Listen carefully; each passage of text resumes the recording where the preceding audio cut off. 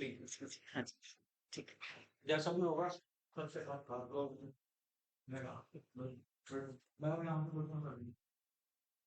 सभी को मेरा नमस्कार। विश्व आयुर्वेद परिषद की ओर से आयोजित इस अनवरत व्याख्यान माला में मैं आप सभी का हार्दिक स्वागत करती हूँ। और आज के व्याख्यान के लिए मैं आज के स्पीकर को बुलाने से पहले उनका परिचय आप सबके सामने रखना चाहूंगी। आज का अपना टॉपिक है strengthening pediatric care in public health through ayurvedic principles. Professor Virendra Kori, department of the Kaumarbhritya, institute of the teaching and research in Ayurveda, institute of national importance, ministry of AYUSH, government of India, Jamnagar, Gujarat Ayurved university. अभी वर्तमान समय में आप हेड ऑफ द डिपार्टमेंट के रूप में वहां अपनी सेवाएं दे रहे हैं और आपने अपनी बीएमएस की पढ़ाई गवर्नमेंट आयुर्वेदिक कॉलेज आमखो ग्वालियर मध्य प्रदेश से 1996 में पूरी की है। और आपने अपना post graduation ITRA formerly IPGT and RA in the subject of Kaumarbhritya 1999 में आपने कंप्लीट किया। इसके बाद PhD in pharmaco clinical study in Panduroga in the year of the 2012 and you have received first prize for the innovative thesis award in 2013. You have experience of the more than 25 years of research, teaching, and you have guided more than 35 PG and PhD scholars. और आपका excellence जो contribution है जिसमें you have played a pivotal role in the technical development in the field of Ayurveda by successful launch of the 3 digital websites. आपने पुस्तकें publish की हुई है जिसमें चरक चिंतन पार्ट 1 एंड 2, बोपदेव शतश्लोकी हिंदी में है, बोपदेव शतक इंग्लिश में, international catalogue of the Ayurvedic publication रोगी माहिती पुस्तिका गुजराती लैंग्वेज में प्रकाशित है। MCQ multiple choice question for Ayurveda competitive examinations, mother and child care through Ayurveda Hindi English and Gujarati also, PG and PhD thesis catalog part 1 and a compendium of research, the legacy of the Komarbrutya, and you have also impressive record of the publishing more than 150 research article in the different national, international peer-reviewed journals. और इसके साथ साथ you have also completed 8 IMR intramural research and EMR research projects of the various subjects. तो ऐसे विद्वान speaker को मैं आज विश्व आयुर्वेद परिषद के इस प्लेटफॉर्म पर आमंत्रित करना चाह रही हूँ और आमंत्रित कर रही हूँ। तो doctor Virendra Kori ji, over to you. Thank you madam, thank you. जी जी, बहुत बहुत ही स्वागत है। और आपके विश्व आयुर्वेद परिषद से रिलेटेड सभी पदाधिकारी और आप सभी को मेरी तरफ से नमस्कार। मेरी पीपीटी विजिबल है? हाँ जी डॉक्टर साहब, बिल्कुल विजिबल है और फुल स्क्रीन कर देंगे, अभी बीच में हुई थी तो वो ज्यादा अच्छा रहेगा। हाँ, नहीं मैं फुल स्क्रीन करता हूँ जी।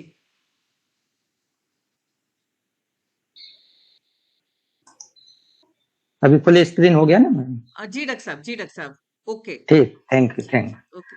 तो मैं आज जो हम मेरे को समय दिया गया और टॉपिक दिया गया उसके ऊपर हम कुमारभित्य से रिलेटेड जो आयुर्वेद के प्रिंसिपल हैं जिसको हम पब्लिक हेल्थ में समाज की सेवा में कैसे ला सकते हैं उसके ऊपर हम आज डिस्कस करने वाले हैं, जिसमें हमारा एम्स ऑब्जेक्टिव यही है कि हम इसको कैसे मेन स्ट्रीम में ला सकते हैं और उसमें कुमारभित्य का क्या रोल हो सकता है और उसमें कुमारभित्य इसमें आयुर्वेद प्रिंसिपल के आधार पर हम कैसे इसको प्रमोट कर सकते हैं। तो हमारा जो आयुर्वेद केयर है, प्रिवेंटिव और प्रोमोटिव केयर, उसके ऊपर हम डिस्कस करेंगे। और जो त्रय स्तंभ हैं उनमें से कुमारभित्य में त्रय स्तंभ क्या हो सकते हैं उस पर डिस्कस करेंगे। और उसके बाद है इम्यूनोमोड्यूलेटर्स इन आयुर्वेद में कौन कौन से हैं, और उसके बाद हम डिसीज के कुछ सिम्टम, लाइन ऑफ मैनेजमेंट, इसमें से जो मेन डिसीज हैं 10, ज्वर है, प्रतिस्याय है, श्वास है, कास है, अतिसार है, स्थल है, कार्स है, पांडु है, कृमि है और एडीएचडी है, इनके ऊपर हम डिस्कस करने वाले हैं। फिर उसके बाद हम देखते हैं कि पब्लिक हेल्थ में हमारा क्या इंटीग्रेशन हो सकता है, रिसर्च सपोर्ट क्या है, और हमारे जो आयुर्वेद के एडवांटेज क्या है, चैलेंजेस क्या है, और हमारी जो प्रैक्टिशनर हैं, जो आयुर्वेद के प्रैक्टिशनर करते हैं, उनके लिए अपॉर्चुनिटी क्या है, और उसका फ्यूचर डायरेक्शन, और इस का जो टॉपिक का है उसका कंक्लूजन क्या निकलते हैं, हम इसके ऊपर आज डिस्कस करने वाले हैं। तो पहले आते हैं इंट्रोडक्शन में। तो आप देखते होंगे कि जो हमारा हेल्थ सिस्टम है उसमें से जो फ्यूचर जनरेशन है उसको हम कैसे इंश्योर करें कि वो हेल्दी रहें। इसमें हमारा जो पीडियाट्रिक्स है, कुमारभित्त है, वो मेन रूप से रोल अदा कर सकता है, क्योंकि जो एज होती है, वो बाल्यावस्था होती है, वो कुमारभित्त से चालू होती है। तो कुमारभित्त का जो रोल है बहुत ज्यादा होता है सोसाइटी के लिए, कि हम सोसाइटी को किस प्रकार के एडल्ट कन्वर्ट करके दे रहे हैं।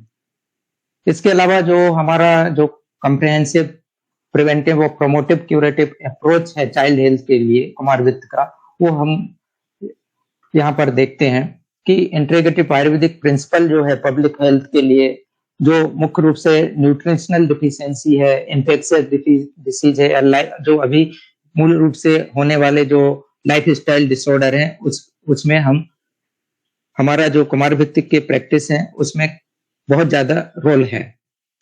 इसलिए हम यहाँ पर एक्सप्लोर करने वाले हैं कि how to Ayurvedic principle can strengthening the paediatric care in public health stream.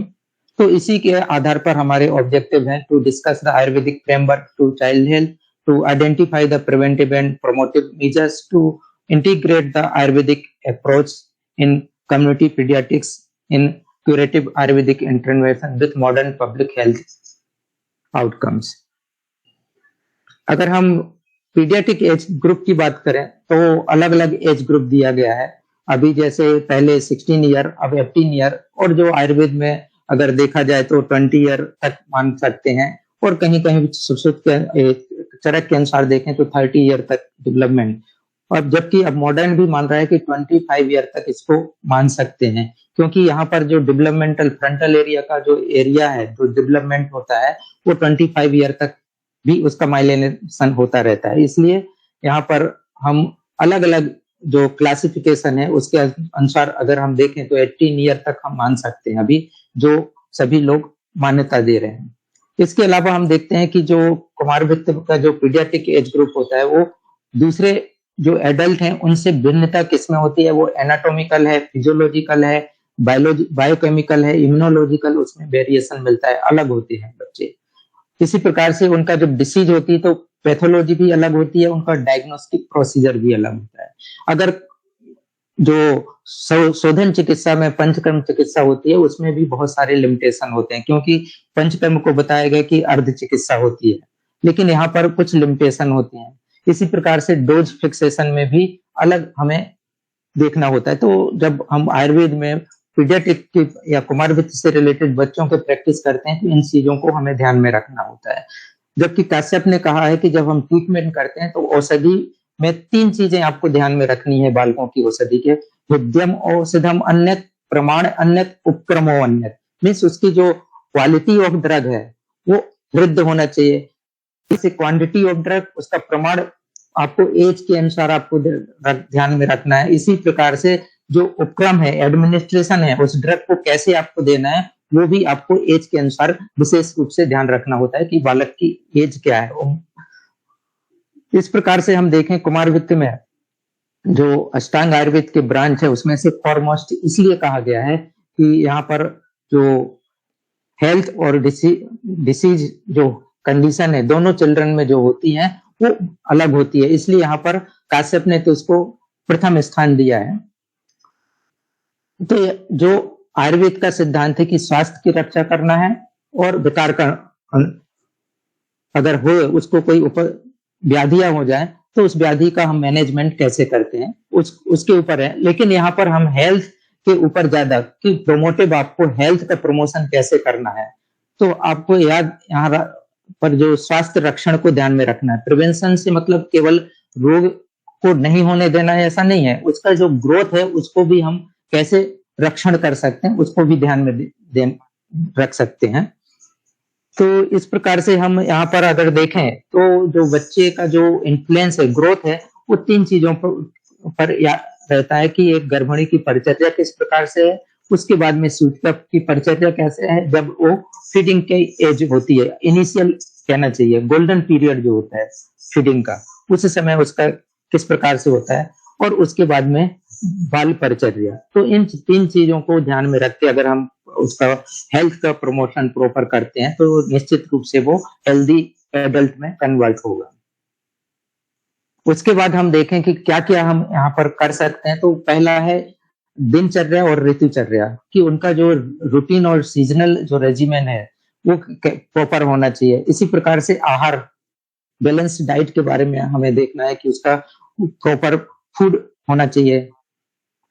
इसी प्रकार से हमें इनिशियल में जब देखते हैं कि जब क्षीर अवस्था से हम क्षीरान्नद अवस्था होती है तो उस समय जो पहले हमें जो उसका न्यूट्रिशन को बैलेंस करना है, तो प्राशन और लेहन का प्रैक्टिस है, उसके ऊपर भी ध्यान रखना है। इसके अलावा रसायन का उपयोग जो बताया है कि जो रसायन का उपयोग हम जितनी अच्छे समय में चालू करते हैं तो उसका इम्पैक्ट ज्यादा होता है। इसलिए यहाँ पर दिया गया है कि चरक में कि जो रसायन है वो बाल्य अवस्था में यूज करना है और युवावस्था में यूज करना है। इसी प्रकार से सद्वित आचार रसायन का प्रयोग जो मेंटल हाइजीन और एथिक्स, साइकोलॉजिकल डेवलपमेंट के लिए जरूरी है। उसी प्रकार से चिकित्सा में हमें मृदु चिकित्सा ध्यान में रखना है कि क्योंकि चाइल्ड डेलिकेट एज होती है, इसलिए हमें मृदु अवस्था में उसको थेरेपी जो है जेंटल थेरेपी होनी चाहिए। अगर त्रिस्तंभ की बात करें तो हम देखते हैं आहार, निद्रा, ब्रह्मचर्य होता है, लेकिन यहाँ पर बाल्यावस्था में अव्यक्त अवस्था में होता है, इसलिए यहाँ पर ब्रह्मचर्य की आवश्यकता नहीं होती है करने की। लेकिन हमें उसके अलावा तीसरा क्या हो सकता है, आहार, निद्रा और व्यायाम। तो अगर आहार प्रॉपर हो, निद्रा प्रॉपर हो और व्यायाम प्रॉपर हो तो निश्चित रूप से चाइल्ड का ग्रोथ प्रॉपर होता है। तो हमें इन त्रिस्तंभ जो कुमारभित्त के त्रिस्तंभ है, आहार, निद्रा और व्यायाम, इसको ध्यान में रख के प्रैक्टिस करनी होती है। इसमें से आहार पे अगर हम देखें तो इसमें आहार क्यों जरूरी है, उसके प्रॉपर ग्रोथ एंड डेवलपमेंट के लिए, कि नरिशमेंट प्रॉपर हो। इसी प्रकार से अगर आहार आपने दे दिया है, लेकिन वो आहार कैसा होना चाहिए, अग्नि को रेगुलेट करने के लिए, मीन्स अग्नि को भी डिस्टर्ब नहीं होना चाहिए। तो यहाँ पर अग्नि प्रॉपर हो उसके अनुसार ही आपको ध्यान में रखना है, जिससे अगर अग्नि की डिस्टरबेंस होता है तो बहुत सारे डिसीज होने जैसे अजीर्ण, सार्वकृमि, ग्रहणी रोग होने के चांस होते हैं। इसलिए हमें उसके न्यूट्रिशन जो फूड है, आहार है, उसको ध्यान में रखना चाहिए। इसके अलावा जो आहार ऐसे होना चाहिए जो बल और उसके ओज को बढ़ाने वाले हों। तो इस प्रकार के फॉर्मुलेशन का यूज करना है। जैसे घृत और क्षीर का प्रयोग बताया गया है कि अच्छा होता है। तो इस प्रकार से सपोर्टिव जो ओज सपोर्टिव आहार है उनका प्रयोग करना चाहिए। इसी प्रकार से दोष के बैलेंस के लिए, क्योंकि यहाँ पर कफ डोमिनेंट होता है और ग्रोथ के लिए कफज आहार की जरूरत होती है, तो इसका बैलेंस करके हमें डाइट को रखना चाहिए। इसी प्रकार से मेंटल सपोर्ट के लिए जो आहार द्रव्य हैं उनमें मध्य ऐसे ड्रग होने चाहिए जिससे, जैसे ब्राह्मी है, शंखपुष्पी, ऐसे द्रव्यों का प्रोसीजर करके आहार द्रव्यों का प्रिपरेशन करके देना चाहिए। इसी प्रकार से इसमें जो न्यूट्रिशन है उसकी थेरेपेटिक वैल्यू होती है। ऐसा नहीं है कि आहार है तो उसका कोई औषधि के रूप में काम नहीं करता है। इसमें काश्यप ने दिया है कि जो आहार है वो मुख्य रूप से ये महाभेषज के रूप में इसको वर्णित किया गया है। विश्व भेषज से भी बहुत ज्यादा महाभेषज है, इसलिए जो थेरेपेटिक वैल्यू इसलिए होती है। इसलिए सही समय पर जो उसका क्षीरपान है, स्तनपान है, वो रखना। फिर उसके बाद है फल प्राशन है, अन्न प्राशन है, लेहन है, पथ्य अपथ्य है, इनको ध्यान में रख के उसके स्वस्थ अवस्था में और उसकी व्याधि अवस्था में इनको ध्यान में रख के आपको आहार का प्रोविजन करना चाहिए। और ऐसे भी अगर डिसीज हो गया है तो डिसीज के अनुसार आपको आहार की व्यवस्था करनी होती है। इसी प्रकार से अगर कोई सीजनल है, डिसीज होने के जो चांस होते हैं उसको प्रिवेंशन करने के लिए आपको कुछ प्रिवेंटिव एस्पेक्ट में आहार का सेवन कराना चाहिए। जैसे आप देखते होंगे कि लाइफ स्टाइल डिसऑर्डर भी बहुत सारे हो रहे हैं, डाइजेस्टिव इश्यू हो रहे हैं। क्यों हो रहे हैं? क्योंकि हम अभी जो जंक फूड ले रहे हैं उसकी वजह से जो आहार है प्रॉपर नहीं होने के कारण से इम्यूनिटी डाउन हो रही है, और उस इम्यूनिटी डाउन होने के कारण से डिसीज, कॉमन डिसीज हो रहा है। इसलिए फॉल्टी डाइट हैबिट से बचने के लिए आपको इस प्रकार से डाइट फॉलो करना है कि जो जंक फूड है कम से कम ले सके। अगर देखा जाए कि डाइट में किस प्रकार से सभी चीजें मिक्स होना चाहिए, तो अलग दिया है कि वेजिटेबल है, फ्रूट्स है, ग्रेन है, पल्सेस है, मिल्क है, घी है, वो अलग अलग टाइम में कितने परसेंटेज में होना चाहिए। तो इस प्रकार से टेबल है, उसके अनुसार हम डाइट का उनको मैनेजमेंट कर सकते हैं। अगर प्रॉपर डाइट अगर नहीं जाती है तो माल न्यूट्रिशन होने के चांस हैं, ओबेसिटी होने के चांस हैं।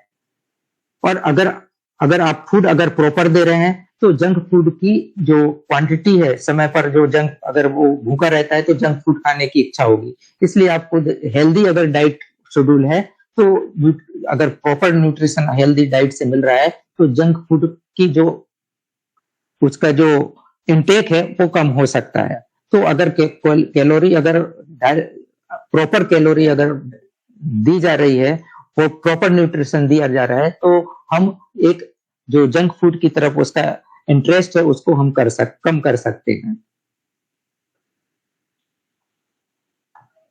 इसके अलावा आप देखते होंगे कि जो भेषज है, महाभेषज कहा गया है, लेकिन आपने देखा होगा कि जो न्यूट्रिशन है वो न्यूट्रिशन के बारे में काश्यप संहिता ने कितना अच्छा दिया है, कि भेषजो न उपन्नम अपि निराहारो न सकते। अगर मीन्स आप औषधि भी दे रहे हैं और बिना आहार के दे रहे हैं तो वो औषधि बच्चों के लिए ठीक नहीं है। तस्मात् भिषक आहारो महाभेषम उच्यते। मीन्स आप आहार तो आपको देना है और ऐसा आहार करके दीजिए कि वो, मीन्स आप मॉडिफाई करके दीजिए कि वो आहार ही एक मेडिसिन की तरह काम करे। इसलिए यहाँ पर जो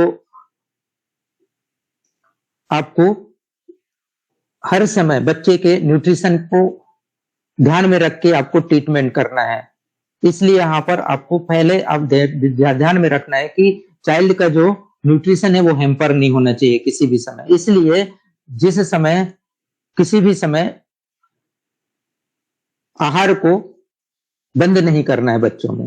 जैसे आप कहते हैं लंघन कराना है, या पिछले उसमें आपने देखा होगा कि ज्वर में लंघन कराना है, तो क्या बच्चों को लंघन कराना है?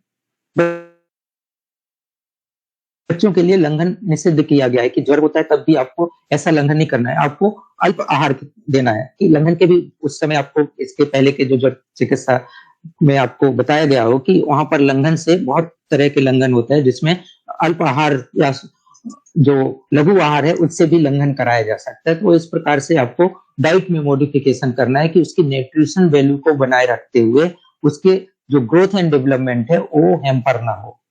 इसलिए पहले जो ब्रेस्ट फीडिंग जो फर्स्ट मंथ है उसमें आपको कभी भी ब्रेस्ट फीडिंग को बंद नहीं करना है किसी भी स्थिति में। इसी प्रकार से प्रॉपर जो ड्रग है उनको सप्लीमेंट के रूप में आप इनिशियल में एडवाइस कर सकते हैं।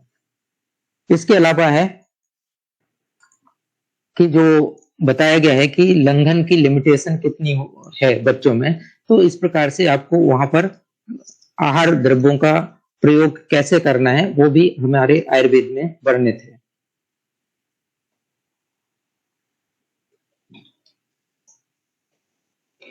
अगर यहाँ पर देखें, एक जो स्वस्थ की परिभाषा आप देखते होंगे कि सुश्रुत ने दिया हुआ है, लेकिन अगर हम स्वस्थ की परिभाषा काश्यप में देखें तो सबसे पहले अच्छा, इससे अच्छा आपको कहीं भी आपको स्वस्थ की परिभाषा नहीं मिलेगी कि जिसमें स्वस्थ के लक्षण दिए हों। तो लक्षण में क्या दिया है? अन्नाभिलाषो भुक्। मीन्स सबसे पहली जो स्वस्थ की परिभाषा होती है कि अगर स्वस्थ व्यक्ति को आप कैसे पहचानेंगे, तो अन्नाभिलाष हो। अगर उसे अन्न की अभिलाषा हो रही है तो ये समझिए कि वो स्वस्थ है। सेकेंड दिया है भुक्ता से परपाको। अगर उसने जो आहार लिया है उसका पाक सुखेन च सुखपूर्वक हो गया है। श्रेष्ठ बिड मूत्र वातत्वम शरीरम च लाघवत। जो आहार लिया है उस आहार का जब सुख से पाचन हो जाएगा तो उसके जो मल बने हैं वो शरीर से बाहर निकल जाएंगे और शरीर लघु रहेगा। सुप्रसन्न इंद्रियत्वम च सुख स्वप्न प्रबोधनम। सुख स्वप्न प्रबोधनम से मतलब क्या है कि यहाँ पर जो स्वप्न और प्रबोधन जागरण है, जो सोने की स्थिति है और जागने की जो है वो प्रॉपर होनी चाहिए। मीन्स इसका ये मतलब है कि जो हमारा नेचर के साथ कोऑर्डिनेशन है, जो हमारा कोऑर्डिनेशन प्रॉपर है या नहीं है, वो भी आहार के से निर्धारित होता है। स्वस्थ तभी होगा कि उसको सही समय पर निद्रा आती हो और सभी समय पर जागृत अवस्था होती हो, जागता हो। तो इस प्रकार से उन्होंने बताया। और इसके अलावा जो आहार से बल आयु का भी लाभ होता हो, और लेकिन इस जो आहार आपने लिया है वो अग्नि को स्थिर रखे, सम अग्निता विद्यात आरोग्य लिंगानी, ये आरोग्य होने के लक्षण है। अगर इस प्रकार के आपको लक्षण मिलते हैं तो वो आरोग्य है। तो इस प्रकार से आरोग्य को किस पर डिपेंड होता है, तो काश्यप ने दिया है आरोग्यम भोजनाधीनम, आरोग्य भोजन के अधीन होता है। और भोजन विधि अपेक्षते और विधि विकल्पम, वो एक दूसरे पर निर्भर होते हैं। मीन्स आपको क्वांटिटी, क्वालिटी और टेक्निक, इन तीनों चीजों को ध्यान में रख के उसकी फ्रिक्वेंसी को प्रॉपर करनी है। मीन्स ये सब अगर प्रॉपर है तब हम उस आहार को समयोग आहार कह सकते हैं। जब अगर समयोग आहार है, जिसे मॉडर्न में होलसम डाइट बोलते हैं, तो वो अगर समयोग आहार है, ऐसा न्यूट्रिशन है, तो निश्चित रूप से यहाँ पर जो है, जो दोष धातु मल हैं, वो भी समयोग होंगे और हेल्दी बॉडी होगी और हेल्दी ग्रोथ होगा। तो अलग अलग समय में ग्रोथ के लिए अलग अलग दिया है कि ग्रोथ कैसे हो सकता है प्रॉपर। तो उसके अलग अलग न्यूट्रिशनल के लिए एनवायरनमेंट दिए हैं कि गर्भावस्था में गर्भ संपत्ति प्रॉपर होना चाहिए। इसके अलावा उपस्वेद के बारे में बताया है कि न्यूट्रिशन प्रॉपर होना चाहिए। इसके अलावा काल का महत्व दिया है कि काल हर समय में से किसी भी अवस्था में आपको काल का ध्यान में रखना है, क्योंकि बिना काल के कुछ भी नहीं होता। इसलिए काश्यप ने इसको जो टाइम है उसको गोड कहा है, भगवान कहा गया है। कालीन फलता वृक्षा, कालीन धान्यम प्रजाते, कालीन पुष्टता नारी, सर्वम कालीन जाते, सभी जो है काल के अधीन होता है। इसलिए ये जो आपका न्यूट्रिशनल है, न्यूट्रिशनल एनवायरनमेंट जो है, वो सभी काल पर डिपेंड होती है। अगर इस प्रकार से प्रॉपर टाइम पर प्रॉपर न्यूट्रिशनल एनवायरनमेंट मिल रहा है और इकोसिस्टम आपका और एंट्रिक सिस्टम प्रॉपर है, तो निश्चित रूप से बच्चे की जो ग्रोथ है वो प्रॉपर होगी। इसके बाद निद्रा के ऊपर आए आहार के बाद में, तो इसमें जो त्रिय स्तंभ है, इसलिए शरीर के वृद्धि के लिए, ग्रोथ के लिए निद्रा की बहुत जरूरी होती है। तो मॉडर्न में भी दिया है कि अगर डीप स्लीप अगर होता है तो ग्रोथ हार्मोन रिलीज होता है, तो ग्रोथ के लिए नींद की जरूरत। इसलिए बाल्यावस्था में निद्रा की जो टाइमिंग है वो बहुत ज्यादा होती है, धीरे धीरे कम होती जाती है। एडल्ट अवस्था आने पर 6 to 7 आवर कर हो जाता है, लेकिन जो बाल्यावस्था शुरू की अवस्था होती है वो 22 आवर से लगा के फिर धीरे धीरे कम होती जाती है। क्यों ये स्लीपिंग टाइम क्यों इंक्रीज है? क्योंकि वो उस समय ग्रोथ हार्मोन के रिलीज होने के लिए जरूरत होती है। अगर उस समय अगर नींद प्रॉपर नहीं होगी तो ग्रोथ प्रॉपर नहीं होगा। इसी प्रकार से सेकंड कंडीशन होती है कि जो इंद्रियां होती हैं वो प्रॉपर डेवलप नहीं होती है, इसलिए जो प्रॉपर डेवलप नहीं होने के कारण से इनको उस समय ज्यादा नींद की जरूरत होती है।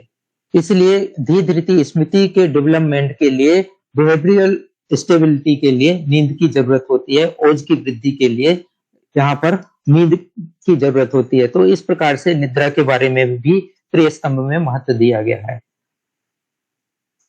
इसके अलावा जो कि कब कैसे नींद लेना चाहिए उसके डूज और डोंट्स लिखे हुए हैं कि ये जो प्रॉपर कैसे करना है। तो maintain a regular sleep schedule, उसको आपको फिक्स रखना है। ऐसा नहीं है कि आपको बता दिया है कि 15 घंटे बच्चे को सुलाना है तो कैसे सुलाना है, 8 घंटे सुलाना है तो वो दिन में सुला दिया, ऐसा नहीं है। उसका प्रॉपर फिक्स टाइम करना है। कब अगर आप जितनी जल्दी सुलाएंगे उसको उतने ही जल्दी उठना पड़ेगा। तो यहाँ पर दिनचर्या में आपको ध्यान में रखना है कि रेगुलर स्लीप शेड्यूल होना चाहिए। इसके अलावा जो जहां पर एनवायरमेंट है, स्लीप जहां पर बच्चा स्लीप कर रहा है, वो भी आपको ध्यान में रखना है कि जो बेड टाइम है उसका रूटीन है तो वो कैसे करना है। उसके लिए बला तेल का यूज कर सकते हैं और उसका एनवायरमेंट के लिए आपको लाइट की जो व्यवस्था है उसको डिम कर देनी है, लाइट में आपको बच्चे को नहीं सुलाना है। इसी प्रकार से जिस समय रात के समय अगर आहार देना है तो वो आहार के बारे में बताया गया कि लाइट आहार देना है, वो भी 2-3 घंटे पहले देना है सुलाने के। और इसी प्रकार से जो डे टाइम में है उससे कोई उसकी फिजिकल एक्टिविटी होना चाहिए जिससे उसका जो अग्नि है प्रॉपर रहे, उसका ग्रोथ प्रॉपर रहे। इसके अलावा जो मोस्ट अभी आप देखते होंगे बच्चों में कि स्क्रीन टाइम ज्यादा बढ़ता जा रहा है, तो आपको ध्यान में रखना है कि अगर स्क्रीन है तो टाइमिंग अगर बहुत है तो उसको कम करना है और सोने के 1-2 घंटे तो बिल्कुल अवॉइड करना है। अगर ऐसा करते हैं तो जो शारीरिक और मानसिक रूप से उसका ग्रोथ प्रॉपर होगा। इसी प्रकार से जो लेट नाइट स्लीपिंग बहुत सारे अभी करने लगे हैं, तो वो उसको भी ध्यान में रखना है कि लेट स्लीपिंग अगर वो होती है, बहुत रात्रि जागरण अगर होता है तो वात की वृद्धि होगी। इसके अलावा जो पित्त का भी हैम्पर होगा, उसकी अग्नि भी डिस्टर्ब होगी, ग्रोथ डिस्टर्ब होगा, वो ओज का फॉर्मेशन प्रॉपर नहीं होगा। इसलिए आपको लेट नाइट में बच्चों को जगाना नहीं है। इसके अलावा जो हैवी मील है वो भी रात में नहीं देना है, उससे पाचन शक्ति कम हो जाती है, डाइजेशन प्रॉपर नहीं होगा तो अवसाद जैसे बीमारियां हो सकती हैं। इसके अलावा दिवा सपनों को कम से कम करना चालू करना है कि अभी जैसे दिवा सपने से आप देखते होंगे कि लाइफ स्टाइल डिसऑर्डर ज्यादा होने लगे हैं, ओबेसिटी बढ़ने लगी है, तो आपको ध्यान में रखना है। और उसकी जो पोजीशन है, स्लीपिंग पोजीशन है, उसको भी आपको ध्यान में रखना है कि प्रॉपर हो। और इसके अलावा जगाने के लिए आपको बच्चे को जब भी जगाना होता है मॉर्निंग टाइम में, तो ऐसा नहीं है कि अचानक जगा दें, क्योंकि इससे जो बच्चे हैं अगर अचानक उठते हैं तो तब भी डिस्टरबेंस होता है, उसके मानसिक जो डेवलपमेंट है वो कमजोर होने लगता है। तो उसको भी ध्यान में रखना है कि आपको जेंटल आपको उठाना है। इसके अलावा व्यायाम, थर्ड होता है यहाँ पर व्यायाम की। तो अगर व्यायाम अगर करेंगे तो उसकी बल की वृद्धि होगी, अग्नि प्रॉपर होगा, फिजिकल एक्टिविटी होगी तो फिजिकल ग्रोथ अगर होगा। इसके अलावा कॉग्निटिव मेमोरी और इमोशनल स्टेबिलिटी के भी लिए भी यहाँ पर व्यायाम जरूरी है, खेल जरूरी है। खेल यहाँ पर कीड़ागार और कीड़नत के बारे में भी बताया गया है। तो ऐसे बहुत सारे ऐसे जो खेल होते हैं, कीड़ा है, उससे उनकी कॉग्निटिव और मेमोरी है, इमोशनल मेमोरी है, वो इंक्रीज होती है। एक बच्चे दूसरे के साथ जब खेलते हैं तो उनमें किस प्रकार से उनमें अलग अलग तरह के जो सोचने की शक्ति है वो बढ़ती जाती है, डिसीजन मेकिंग पावर है वो इंक्रीज होती जाती है। और एक दूसरे से जो बिहेव कैसे करना है वो भी बढ़ता जाता है। तो सोशल जो डेवलपमेंट है वो भी व्यायाम से ठीक होता है, खेल से ठीक होता है। इसके अलावा हम उनको अलग अलग ढंग के से भी हम धीरे धीरे इन्वॉल्व कर सकते हैं। अपने जो आसन है उनके द्वारा, कुछ स्टैंडिंग आसन है, सिटिंग आसन है, सुपाइन आसन है, रिलैक्सेशन वाले कुछ हैं, उनका हम यूज कर सकते हैं। जैसे ताड़ासन है, वृक्षासन है, त्रिकोणासन है, सुखासन है, वज्रासन है। रिलैक्सेशन के लिए शवासन है या बाल आसन है, जिसमें बच्चे को चाइल्ड पोजीशन में रख के आप उनको थोड़ा सा रिलैक्स कर सकते हैं। तो इस प्रकार से व्यायाम का भी प्रॉपर यूज करना चाहिए जिससे उनका ग्रोथ एंड डेवलपमेंट प्रॉपर हो। इसके अलावा प्रिवेंटिव और प्रोमोटिव केयर के लिए आयुर्वेद में एंटीनेटल केयर दिया है गर्भिणी परिचर्या के रूप में, पोस्ट नेटल केयर में सूतिका परिचर्या के रूप में दिया गया है कि जिससे समय लैक्टेशन प्रॉपर हो। नियोनेटल के लिए जातकर्म संस्कार, जातकर्म है, लेहन है, इनके जो इम्यूनिटी बढ़ाने के लिए न्यूट्रिशनल सप्लीमेंट देने के लिए यहाँ पर नियोनेटल पीरियड में दिए गए हैं। इसके अलावा चाइल्डहुड पीरियड में दिनचर्या है, स्वस्थ वृत्त का पालन करने के लिए आपको ध्यान में रखना है। इसके अलावा जो अभी जो एडोलसेंस पीरियड है उसमें आपको आचार रसायन, बिहेवियर बैलेंस के लिए, क्योंकि यहाँ पर बहुत ज्यादा साइकोलॉजिकल कंडीशन देखने को मिल रहा है अभी समाज में, तो उसके लिए आपको एडोलसेंस पीरियड में ध्यान में रखना है कि आचार रसायन का यूज करके हम उनके बिहेवियर के बैलेंस को प्रमोट कर सकते हैं। इसके अलावा इम्यूनो मॉड्यूलेटर के रूप में आयुर्वेद में बहुत सारे दिए हैं, जिससे बल और ओज की वृद्धि के लिए यहाँ पर हर्बल औषधियां कर सकते हैं। डाइटरी के द्वारा, लाइफ स्टाइल के द्वारा हम इनका यूज कर सकते हैं कि इम्यूनिटी कैसे बढ़ सकती है। अगर इम्यूनिटी अगर प्रॉपर सपोर्ट नहीं होगा न्यूट्रिशन के द्वारा, तो वो माल न्यूट्रिशन में अगर गया बच्चा तो उसकी इम्यून और भी कम होती जाती है। और ऐसे कंडीशन में अगर अर्ली एज में अगर माल न्यूट्रिशन से ग्रसित बच्चे हैं, तो वो जो हेल्दी एडल्ट में कन्वर्ट होना है वो हेल्दी एडल्ट में कन्वर्ट नहीं हो सकते हैं। इसलिए हमें जो इम्यूनो मॉड्यूलेटर है जिससे इन्फेक्शन कम से कम हो, क्योंकि माल न्यूट्रिशन में आप देखा होगा कि माल न्यूट्रिशन में डायरिया होगा, और डायरिया होगा तो उनका न्यूट्रिशन प्रॉपर नहीं होगा, न्यूट्रिशन प्रॉपर नहीं होगा तो माल न्यूट्रिशन होगा, और माल न्यूट्रिशन होगा तो फिर से उसमें इम्यूनिटी कम होगी और फिर से उनमें इन्फेक्शन होने के, तो इस प्रकार से विशेष साइकिल चलती रहती है। इसलिए हमें इम्यूनिटी बनाए रखना है जिससे बच्चे ज्यादा से ज्यादा इम्यून प्रॉपर हो और वो व्याधियों से ग्रसित ना हो। इसमें से कई ऐसे औषधियां हैं जैसे गुड़ची है, अश्वगंधा है, आमलकी है, शतावरी है, ब्राह्मी है, तुलसी है, अष्टमधु है, टर्मरिक है, नीम है। तो इस प्रकार से हम द्रव्यों का यूज करके उनकी इम्यूनिटी को बरकरार रख सकते हैं, बना सकते हैं। रसायन द्रव्यों का भी प्रयोग दिया गया है जो मॉड्यूलेशन कर सकते हैं, जिनके द्वारा घृत का प्रयोग दिया गया है। तो कई घृतों के बारे में बताया गया है कि सिद्ध घृत करके हम इनका यूज कर सकते हैं। और कॉमन जो इन्फेक्शन है उनसे हम, जो फ्रिक्वेंट रेस्पिरेटरी इन्फेक्शन होते रहते हैं उनसे भी हम बच सकते हैं। और जो मैंने बताया कि अक्सर वगैरह जो होता है बच्चों में, गैस जो जीआईटी ट्रैक्ट के डिसऑर्डर होते हैं, उनको भी हम रोक सकते हैं।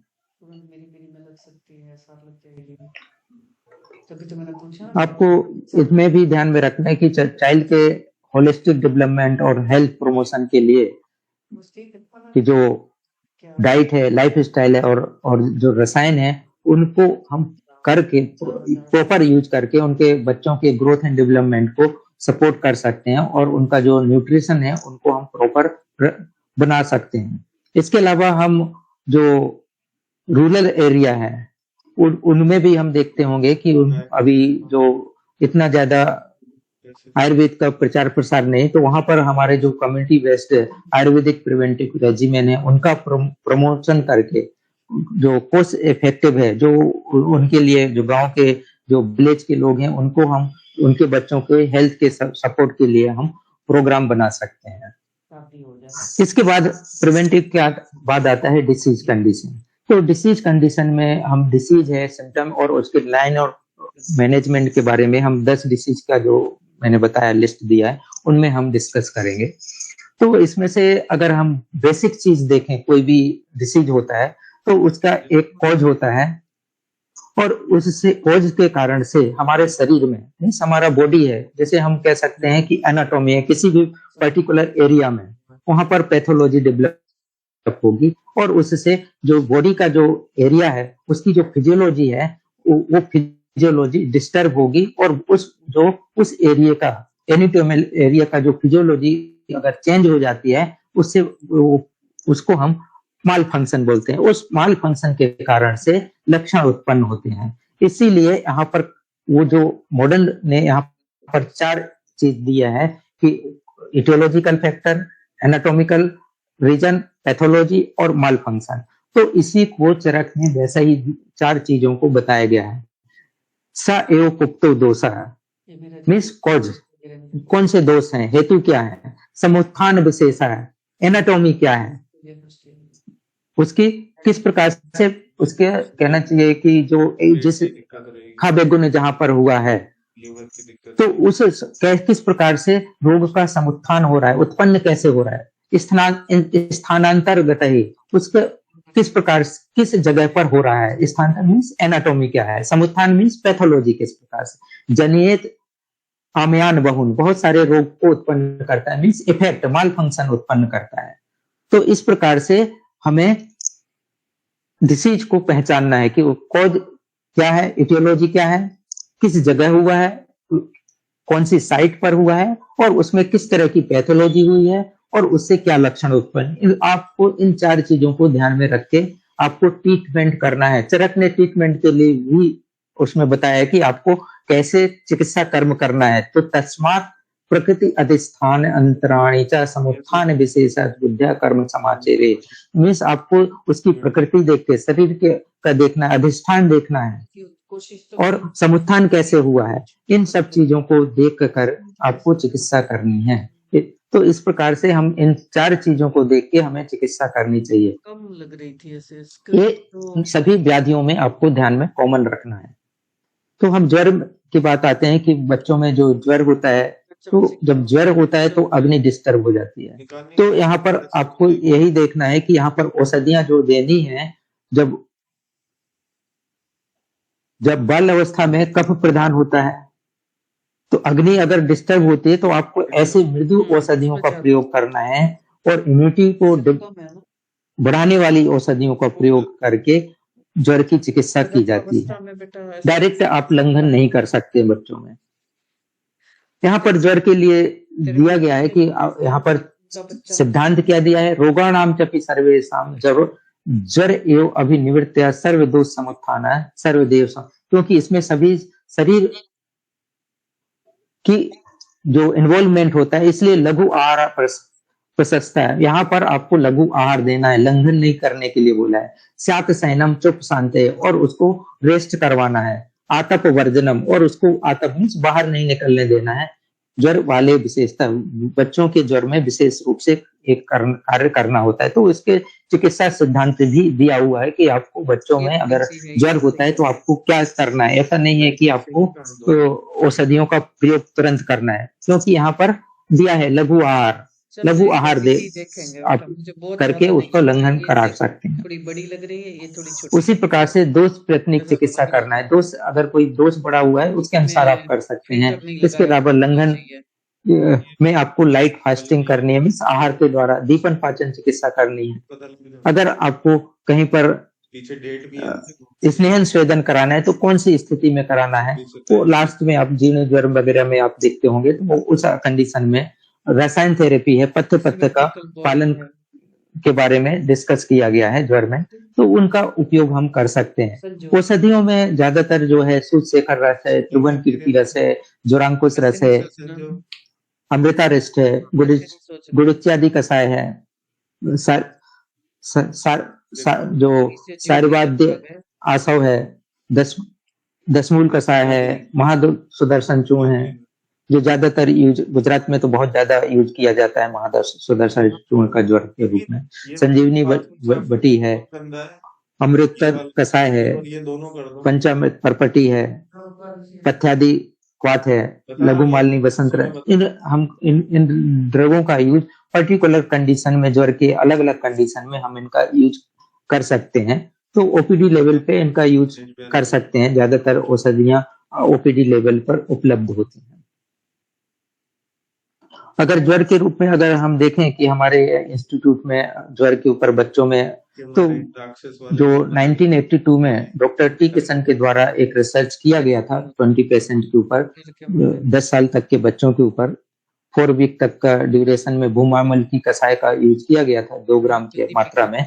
उसमें से उसका जो रिजल्ट था 55% जो उसका रिजल्ट पाया गया था। तो इस प्रकार से यहाँ पर रिसर्च जो किया गया था उसका इस प्रकार से एविडेंस भी मिलता है।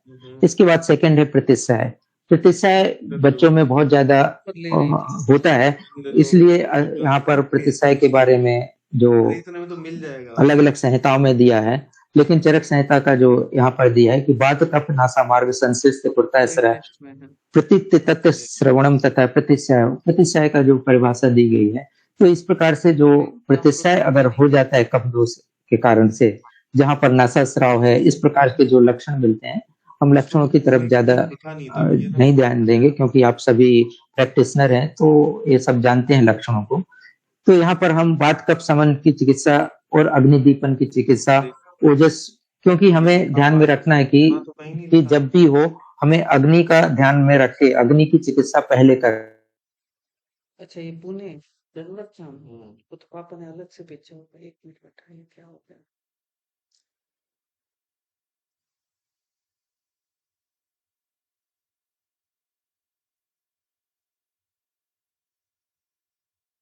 स्टेबल क्यों हो गया बेटा?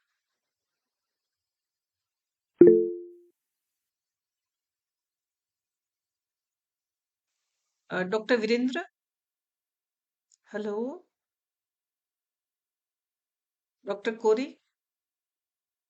हेलो। हेलो डॉक्टर साहब।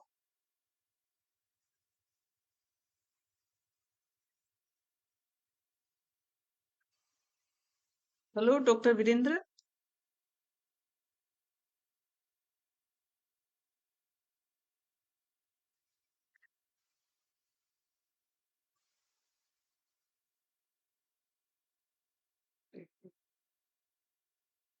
उसी के वहां से हुआ है। एक बार बताओ ना, बेचारा अकेला अकेला बोल रहा होगा। वो मीटिंग करना नहीं आता।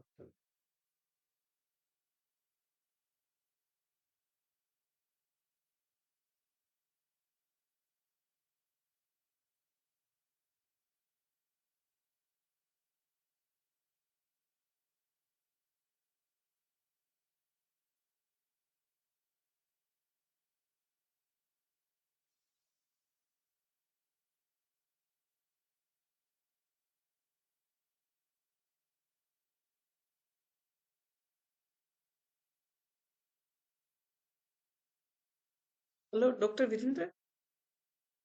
हाँ, आप लेफ्ट हो गए बेटा, है ना? प्रेजेंटेशन 2 मिनट से चल नहीं रही। Hello doctor Virendra, hello. Phone भी नहीं लग रहा है यहाँ से तो, है ना?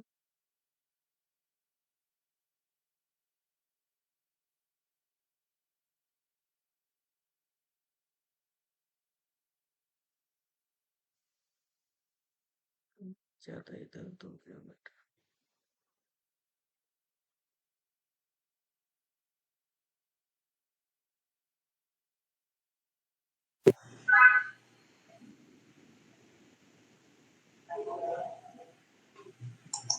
डॉक्टर वीरेंद्र, ये सब हाँ जी, वो प्रेजेंटेशन। हेलो, आपकी आवाज नहीं आ रही थी। आवाज नहीं आ रही मेरा? नहीं, 2 मिनट से बंद है डॉक्टर साहब। हाँ जी, प्रेजेंटेशन भी हट गया है। देखिए थोड़ा। अच्छा, मैं चेक करता हूँ। जी जी जी, ओके जी।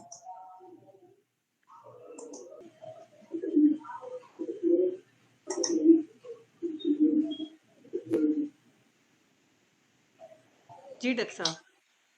जी तो हम अब प्रतिशय की बात कर रहे हैं कि जो प्रतिशय बच्चों में बहुत ज्यादा देखने को मिलता है, कि क्योंकि उसका जो कफज अवस्था होती है, इसलिए जो अपर रेस्पिरेटरी डिसऑर्डर है वो बहुत ज्यादा होता है, फ्रिक्वेंट होता है। तो ऐसी कंडीशन में काश्यप संहिता ने बताया है कि लक्षण जो दिया है कि बात कफ नासा मार्ग संसृत प्रत्यय प्रतीत तथा श्रवणम तथा प्रतिशय मता। तो इस प्रकार से प्रतिशय के जो लक्षण दिए हैं, इसके अलावा दूसरी संहिताओं में भी इसके लक्षण मिलते हैं, जिसमें मुख्य रूप से ओज क्षय की कंडीशन होती है। तो ऐसे कंडीशन में जो मुख्य रूप से बात कफ समन की चिकित्सा करनी चाहिए, अग्निदीपन की चिकित्सा करनी चाहिए और ओज वर्धन की चिकित्सा करनी चाहिए। लक्षण तो आप सभी लोग जानते ही हैं, इसलिए हम ट्रीटमेंट प्रिंसिपल की बात कर रहे हैं। और लाइन में ट्रीटमेंट में यहाँ पर जो काश्यप संहिता ने दिया है कि नित्यम तेल विधि कार्यम स्वेदनम लघु भोजने कफ बात प्रश्नम युक्तम बालेसु विचारे। तो यहाँ पर तेल विधि से मतलब है कि अभ्यंग भी कर सकते हैं, और यहाँ पर नेजल ड्रॉप के रूप में अणु तेल का प्रयोग जो दिया है, षड बिंदु तेल का दिया है। इसके अलावा धूपन कर्म के लिए मेडिकेटेड जो है, उस प्रकार से आप कर सकते हैं। सिग्नल अच्छे आ रहे स्वेदन करने के लिए दिया है अलग अलग एज ग्रुप में, जैसे दिया है कि आपको कब हस्त स्वेद करना है, कब पट स्वेद करना है, तो उनका स्वेदन कर सकते हैं। इसके अलावा जो कसाय पान है, क्वाथ वगैरह है, या तुलसी, पिपली, हरिद्रा, बासा है, इनका यूज कर सकते हैं कसाय के रूप में, या उससे जल के कर सकते हैं।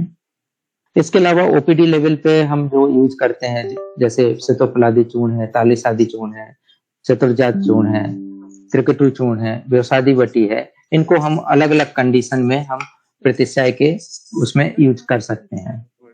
इसके अलावा जो रिसर्च हुए हैं, जिसमें राजा हरि प्रसाद 2005 में इंदुकांत सिरप के ऊपर काम किया था। 63 पेशेंट को उन्होंने, जो 3 से 12 साल के जो बच्चे थे, उनमें 40 ml के 4 डिवाइडेड डोज में 4 वीक तक दिया था, जिसमें 38% रिजल्ट मिला। इसके अलावा 2021 में डॉक्टर भूमि मौर्य ने बाल चतुर्वद्रादि योग के ऊपर जो 1 से 3 ग्राम के अलग से कुछ प्राइवेट मैसेज मधु के अनपान के साथ में 1 मंथ तक दिया था, जिसमें 70% रिजल्ट मिला। इसके अलावा डॉक्टर शिवांगी मेहता ने के द्वारा 22 में एक स्टडी की थी प्रतिशय के ऊपर, जिसमें त्रिभूषण चूर्ण दिया गया था, त्रिकटु चूर्ण दिया गया था 1 से 3 ग्राम के बीच में मधु के अनपान के साथ में 58 पेशेंट में 3 से 12 साल तक के बच्चों के लिए 4 वीक तक, जिसमें 81% रिजल्ट मिला था। तो इस प्रकार से यहाँ पर प्रतिशय में बहुत सारे काम हुए हैं। तो रिसर्च एविडेंस भी मिलता है कि बहुत सारे जो ड्रग हैं उनका यूज हम कर सकते हैं। इसके अलावा श्वास, क्योंकि आप देखते होंगे कि अगर प्रतिशय होता है तो वो कांस में चला जाता है, श्वास में कन्वर्ट होता है। तो इस प्रकार से बहुत सारे बच्चों में अब श्वास रोग की बीमारी भी देखने को मिलती है ओपीडी में लेवल में। और कई हमने भी ऐसे भी देखे हैं कि जो मॉडर्न की मेडिसिन लेते रहते हैं, बार बार उनको इन्फेक्शन होता रहता है, बार बार एंटीबायोटिक देते रहते हैं, तो धीरे धीरे वो निबुलाइजर पे आ जाते हैं और उनको श्वास रोग बीमारी हो जाती है। तो इस प्रकार से, क्योंकि अगर देखें, क्योंकि मॉडर्न में अग्नि के ऊपर ध्यान नहीं दिया जाता है, तो इस प्रकार से अगर अग्नि के ऊपर अगर ध्यान नहीं दिया और अग्नि संबंधित व्याधि होती हैं, तो इसमें हम अगर अग्नि पर चिकित्सा नहीं करते हैं, अग्नि को ठीक नहीं करते हैं, तो वो व्याधि बढ़ती जाती है। तो हमें प्रतिशय से ही उसको अग्नि चिकित्सा को ध्यान में रख के चिकित्सा करते रहना चाहिए, तो जिससे प्रतिशय काश में चेंज ना हो और काश श्वास में चेंज ना हो। तो इस प्रकार से यहाँ पर हमें ध्यान में रखना होता है। और इसके अलावा प्राणवायु स्रोत है, एयरवे है, उसको मेंटेन करने के लिए हमें ध्यान में रखना होता है कि वो प्रॉपर रहे, इंटैक्ट रहे। तो यहाँ पर कफ प्रदान है, अग्निमंद है, इसलिए हमें इन श्वास रोग में इनको ध्यान करके ट्रीटमेंट करने की जरूरत होती है। तो यहाँ पर कफ वात शामक औषधियां देना है, अग्नि को ध्यान में रख के करना है, और यहाँ पर एयरवे के ऑब्स्ट्रक्शन ना हो इसके लिए देना है, और इम्यूनिटी बढ़ाने के लिए ओजवर्धक औषधियों का प्रयोग करना होता है। दोष प्राथमिक चिकित्सा में कफ वात शामक औषधियां हैं, जैसे बासा है, कंठकारी है, पुष्कर मूल है, पिपली है, हरिद्रा है, तुलसी है, गुड़ची है, इनका प्रयोग कर सकते हैं। फॉर्मुलेशन में श्वेतोपलादी चूर्ण है, तालिसादी चूर्ण है, बासा अवले है, च्यवनप्राश अवले है, इनका यूज कर सकते हैं। इसके अलावा स्नेहन है, स्वेदन है, बमन थेरेपी बच्चों में सद्य बमन के रूप में यूज करते हैं ओपीडी लेवल पे, आईपीडी लेवल पे, तो इसका भी यूज कर सकते हैं। दीपन पाचन औषधि, रसायन थेरेपी और पथ्य में गर्म आहार का प्रयोग करने चाहिए, लघु आहार का प्रयोग कराना चाहिए। इसके अलावा तुलसी का डिकॉक्शन है, और जो श्वास रोग के लिए ज्यादातर रेस्पिरेटरी एलर्जेंट होते हैं, किसी को धूल की एलर्जी होती है, किसी को अलग अलग धूल की जो एलर्जी है, उससे बचने के लिए ध्यान में रखना है कि बच्चों को एक्सपोजर ना हो इस प्रकार के। कई जगह ऐसा होता है कि घर के जो पालतू जानवर होते हैं उनसे भी एलर्जी होके श्वास रोग हो जाता है, तो वो ध्यान में रखते हैं। कभी कभी खिड़कियों के पास में कबूतर बैठे रहते हैं, तो उनके बीट से भी एलर्जी होती है, तो इस प्रकार से आपको प्रोटेक्शन रखना है।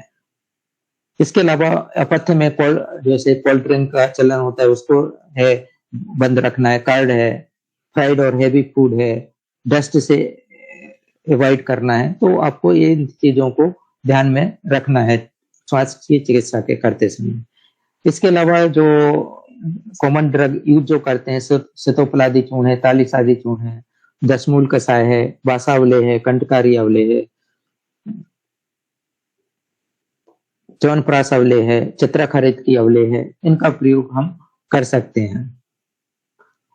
इसके ऊपर जो रिसर्च हुए हैं उसमें डॉक्टर कुलदीप सोनी 2018 में श्वास हर दशेमानी जो चरक के जो दशेमानी है उस दशेमानी का अवले पूर्व में कन्वर्ट करने के बाद इसका रिसर्च किया गया था, जिसमें 26% पर 2 ईयर से 12 ईयर के बच्चों पर 2 वीक तक 2 से 3 ग्राम के बीच में गर्म जल से दिया गया था, जिसमें 57% रिजल्ट मिला। इसके अलावा 2019 में चमन भास्कर ने श्वास के ऊपर काम किया था, जिसमें जीवंत्यादि चूर्ण का यूज किया गया था 22 बच्चों के ऊपर 2 से 12 साल के, जो 2 से 7 ग्राम तक मधु के साथ में 8 वीक तक दिया गया था, जिसमें 62% रिजल्ट मिला। इसके अलावा कार्डिक के द्वारा कॉर्नर स्टूडेंट थी, उसके द्वारा एक कार्य 2023 में अभी सबमिट कुछ सालों अभी सबमिट हुआ था, जिसमें सत्यादि चूर्ण का यूज किया गया था 32% के ऊपर 5 साल से 16 साल के बच्चों के ऊपर, जिसमें हमें 77% रिजल्ट मिला। इसके अलावा से नेक्स्ट डिसीज है कास। तो कास के भी हम देखते हैं कि ये भी प्राणवायु स्रोतस की व्याधि है, जिसमें बात कफ के विशेषण से होता है।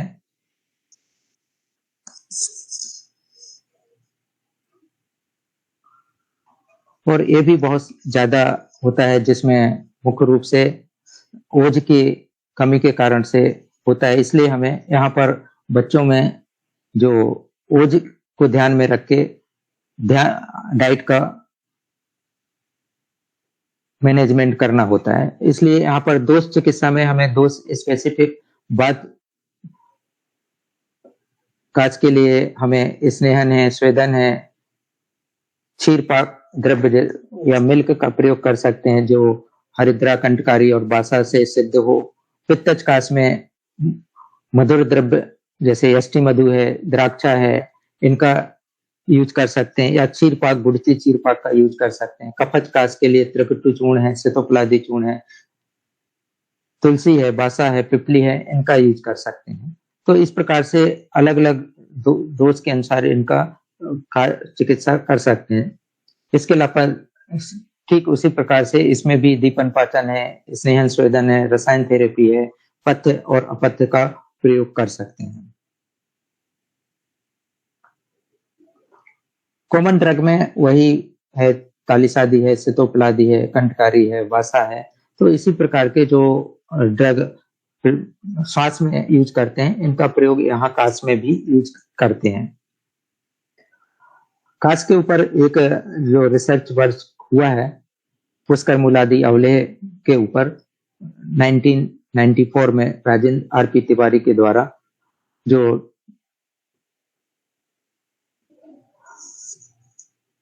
मुख्य रूप से 6 मंथ से 12 ईयर के बच्चों के ऊपर किया गया था, जिसका 85% रिजल्ट रहा। इसके बाद है अतिसार। आयुर्वेद में अतिसार के बारे में दिया गया है कि जो लक्षण है कि अग्निमांद के कारण से होता है, और उसमें तीनों दोष की विकृति होती है, मुख्य रूप से वात प्रमुख होता है। तो इस प्रकार से यहाँ पर जो चरक ने दिया है कि अग्निमांद धातु यो द्रव्यो अपक्को देश काल अति वर्तते अधो गच्छति स तु आर्तम कुर्यात अतिसारम इति स। इस प्रकार से अतिसार होता है। अग्निमांद उसका मुख्य कारण होता है, और अग्निमांद का कारण मुख्य रूप से वात प्रमुख त्रिदोष होता है। तो इस प्रकार से अगर ऐसे कंडीशन है तो उसका ट्रीटमेंट प्रोटोकॉल दीपन पाचन है, स्तंभन है, बृंगण है, कृमिग्न है। अगर हम उसकी संप्राप्ति के आधार पर अगर देखें कि संप्राप्ति किस प्रकार से होती है और उसका विघटन कैसे करना है, तो इस प्रकार से अगर हम देखें कि हेतु सेवन है तो वहां पर हमें निदान परिवर्जन कराने की जरूरत है। दोष प्रकोप त्रिदोष होता है और मुख्य रूप से बात प्रकोप होता है, तो हमें बात औषधियों का प्रयोग करना है। और बात समन के लिए यहाँ पर हम देखते हैं कि बात के लिए हमें मधुर अम्ल और लवण और द्रव की प्रवृत्ति हो रही है, इसलिए मधुर अम्ल लवण द्रव रूप में होना चाहिए। तो अगर ऐसा कोई जो अगर मिलता है मार्केट में, तो आप देखते होंगे कि राइस बेस्ड ओआरएस होता है, जिसमें तीनों चीज होती हैं कि मधुर होता है, अम्ल होता है और लवण होता है। तो तीनों चीजें जिसमें मिक्स होती हैं वो ओआरएस में होती है। इसके अलावा राइस क्यों मिक्स किया जाता है?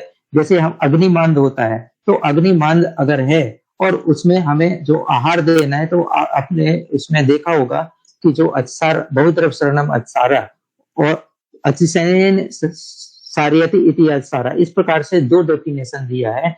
तो ऐसे कंडीशन में अग्नि दीपन अगर करनी है तो लघु आहार होना चाहिए, और हमारे आयुर्वेद में दिया है कि अवागु का प्रयोग करना चाहिए। राइस का से बनी हुई जो तरल द्रव्य है उनका प्रयोग करना चाहिए। इसलिए जो राइस बेस्ड ओआरएस है वो केवल डिहाइड्रेशन को कम नहीं करता, वो अतिसार को कम करने के लिए भी यूजफुल होता है, क्योंकि वो इसमें तीनों तरह के रस प्रधान द्रव्य होते हैं। बात को का समन भी होता है और अग्नि का दीपन होता है, और उसके कारण से लक्षण जो उत्पन्न हो रहे हैं उसको भी कम करता है। इसलिए यहाँ पर हमें बच्चों में ओआरएस का प्रयोग, जो राइस बेस्ड ओआरएस है उनका प्रयोग हम अगर करते हैं तो जो अचसार की संप्राप्ति है उसको हम विघटित कर सकते हैं और अचसार को ठीक कर सकते हैं।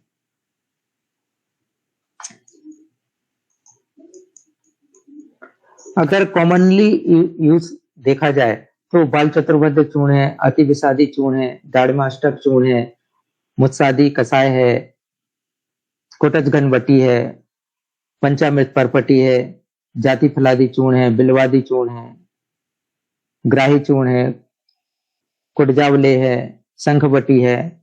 इस प्रकार से हम इनका प्रयोग हम प्रैक्टिस में करते हैं।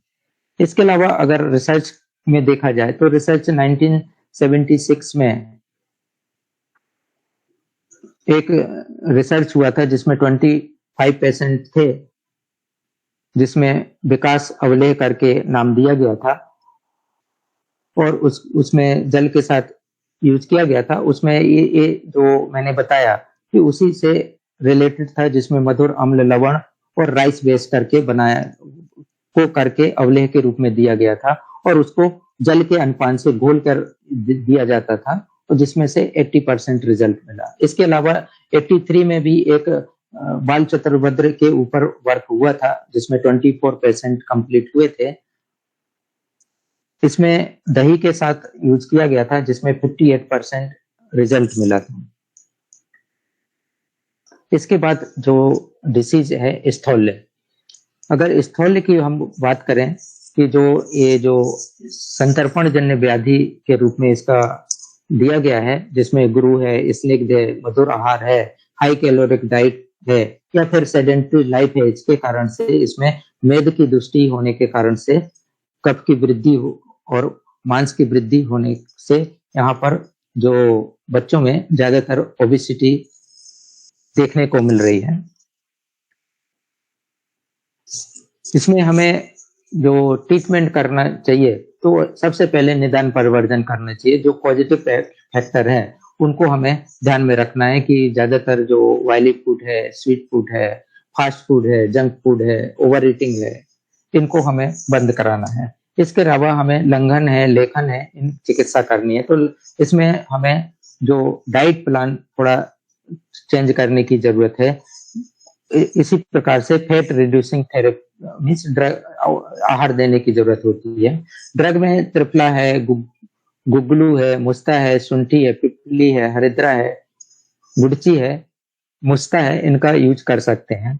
इसके अलावा फॉर्मुलेशन में नवक गुग्गुलू है, मेदोहर गुग्गुलू है, त्रिफला चूर्ण है, इनका यूज कर सकते हैं। और दीपन पाचन के को अग्नि को अगर रिड्यूस है तो उसका हमें चिकित्सा करना चाहिए कि इस प्रकार से जो अग्नि है उसको प्रॉपर करनी है कि जिससे आम का जो है फॉर्मेशन ना हो और जो आम बन रहा है उसको बाहर निकाल सके, जिससे शरीर में लघुता उत्पन्न हो। इसलिए तगटू है, चित्रक है, बिडंग है, इनका यूज कर सकते हैं। इसके अलावा हमें फिजिकल एक्सरसाइज पर भी ध्यान देना होता है। इसके अलावा उद्वर्तन वगैरह पाउडर से और ऑयल का जो मसाज है वो करके हम जो मसल से उसका शिथिलीकरण करके उसके जो मेदो धातु है उनको हम विलयन कर सकते हैं। तो औषधि से और जो अभ्यंग है और उद्वर्तन के द्वारा हम उसका जो मेद धातु है उसको हम शिथिल करके बाहर निकाल सकते हैं। और इसमें कई बार हम उनको जो विरेचन वगैरह है उनका भी यूज करते हैं। इसके अलावा उद्वर्तन के लिए जो त्रिफला चूर्ण है या कुलथ चूर्ण है उनका हम यूज करते हैं। पथ्य में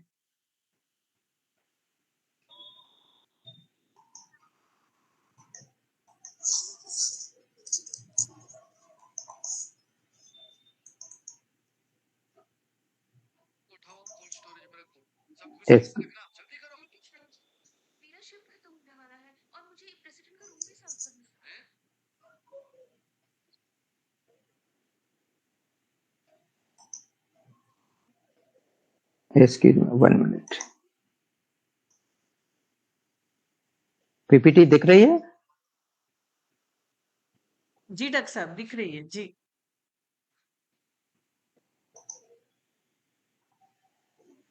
1 मिनट।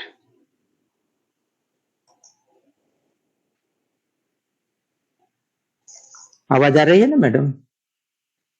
हाँ जी, वॉइस इज प्रॉपर या। तो स्थल में हम जो कॉमनली ड्रग यूज करते हैं त्रिफला चूर्ण है, मेदोहरवटी है, नवाक गुग्गुलू है, त्रिफला गुग्गुलू है। इसके अलावा अमृतादि गुग्गुलू है, शिलाजित्वादि लोह है। तो इस प्रकार से पंचकोल वगैरह है, इनका यूज हम अलग अलग उसमें करते हैं। रिसर्च में अगर देखें तो विशाल प्रजापति के द्वारा 2020 में पीएचडी वर्क हुआ था जिसमें 105 जो बच्चे स्थल लेके थे उनके ऊपर 5 साल से 16 साल के बच्चे थे उनके ऊपर बचादी वटी का यूज किया गया था। गर्म पानी जिसका अनुपान था उसमें 60% रिजल्ट मिला था। इसके अलावा अनीता यादव के द्वारा 2024 में 20% के ऊपर 10 साल से 16 साल के बच्चों में त्रिफलादी वटी के ऊपर काम किया गया था जिसमें 35% रिजल्ट मिला। उसके बाद आता है स्थौल्य के बाद कार्स। तो कार्स में मुख्य रूप से देखते होंगे कि इसमें जो धातुएं हैं मुख्य रूप से मांस में धातु है वो कम हो जाता है, अग्निमांद हो जाती है और ये अवतर्पण जन्य व्याधि है। तो इसमें कार्स के बारे में बहुत कुछ दिया हुआ है। चरक ने भी दिया है कि जब स्थूल और कार्स की चिकित्सा अगर करनी हो तो जो सरलतम चिकित्सा है वो कार्स की होती है स्थूल से। तो उसमें इस प्रकार से जो है वो दिया गया है। इसलिए यहाँ पर हमें जो मैंने बताया कि अगर कार्स की चिकित्सा अगर प्रॉपर नहीं की जाती है, क्योंकि यहाँ पर अगर माल न्यूट्रिशन ज्यादा टाइम तक रहता है, अगर वो कंडीशन अगर ज्यादा बॉडी अडेप्ट कर लेती है तो हमें उसका ट्रीटमेंट करना बहुत कठिन हो जाता है। जैसे हम देखते हैं कि जब बॉडी अडेप्ट कर लेती है तो अग्निमांद हो जाता है, फिर उसको खाने की इच्छा नहीं होती है। तो ऐसे कंडीशन में हमें ट्रीटमेंट कठिन हो जाता है कार्स का। इसलिए हमें इन चीजों को ध्यान में रख के ट्रीटमेंट करना होता है।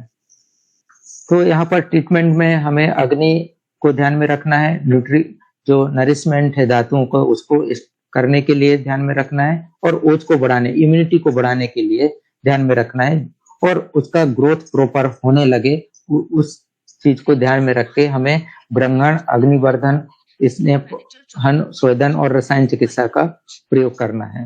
और यहाँ पर काश्यप ने भी दिया है, बालेषु कार्स दोषेतु स्नेह स्वेदम प्रयोजित सात्म्यम च अन्नपानम च बलवर्धनम च। इस प्रकार से उन्होंने ट्रीटमेंट प्रोटोकॉल दिया है कि हमें कार्स की चिकित्सा कैसे करनी है। अगर कॉमन हम देखें कि इसमें जो यूज कर सकते हैं, जो बलाघृत है, कल्याणक घृत है, पंचगव्य घृत है, अश्वगंधा अवलेह है, कुष्मांड अवलेह है, द्राक्षावलेह है, इनका प्रयोग हम कर सकते हैं। रिसर्च में कार्स के ऊपर बहुत सारे रिसर्च हुए हैं, लेकिन उसमें से अभी जो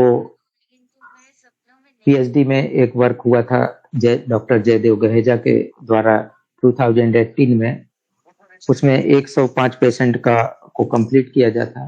वो ये इस प्रकार का था जिसमें हमने बिस्किट बनाए थे, जो बच्चों में मुख्य रूप से देखा जाता है कि औषधि लेने में प्रॉब्लम होती है, इसलिए हमने पौष्टिक बिस्किट बनाए थे जिसमें गोधूम वगैरह यूज किया था, जो न्यूट्रिएंट जो औषधियां हैं उनके साथ मिक्स करके आहार के रूप में हमने पौष्टिक बिस्किट दिया था, जिसका मिल्क के साथ अनुपान था। उसमें जो 76% रिजल्ट मिला। इसी प्रकार से शताब्दी पटनायक के द्वारा एमडी का 2021 में हुआ, जिसमें ब्रह्मण बिस्किट यूज किया गया था, और इसमें भी जो रिजल्ट है 55% तक मिला। तो इस प्रकार से बहुत सारे जो कार्स के ऊपर वर्क हुए हैं, उनमें से पौष्टिक बिस्किट, ब्रह्मण बिस्किट जो बच्चों के लिए ज्यादा यूजफुल हुए कि वो इजिली ले लेते हैं, और जो पैलेटेबिलिटी भी इसकी अच्छी होती है।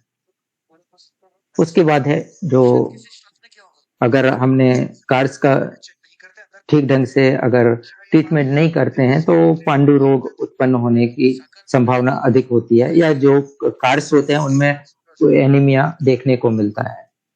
तो इस प्रकार से यहाँ पर भी हम देखते हैं कि जब पांडु हो तो उसमें भी अग्नि डिस्टर्ब रहती है। तो इस प्रकार से यहाँ पर जो लक्षण दिए गए हैं, तो चरक संहिता में इसके दौर्बल्य, गौरव, हृदलासम, चक्षु कर्षण, तो इस प्रकार से बहुत जो है लक्षण आप एनीमिया के देखते हैं। तो एनीमिया भी कई तरह के होते हैं।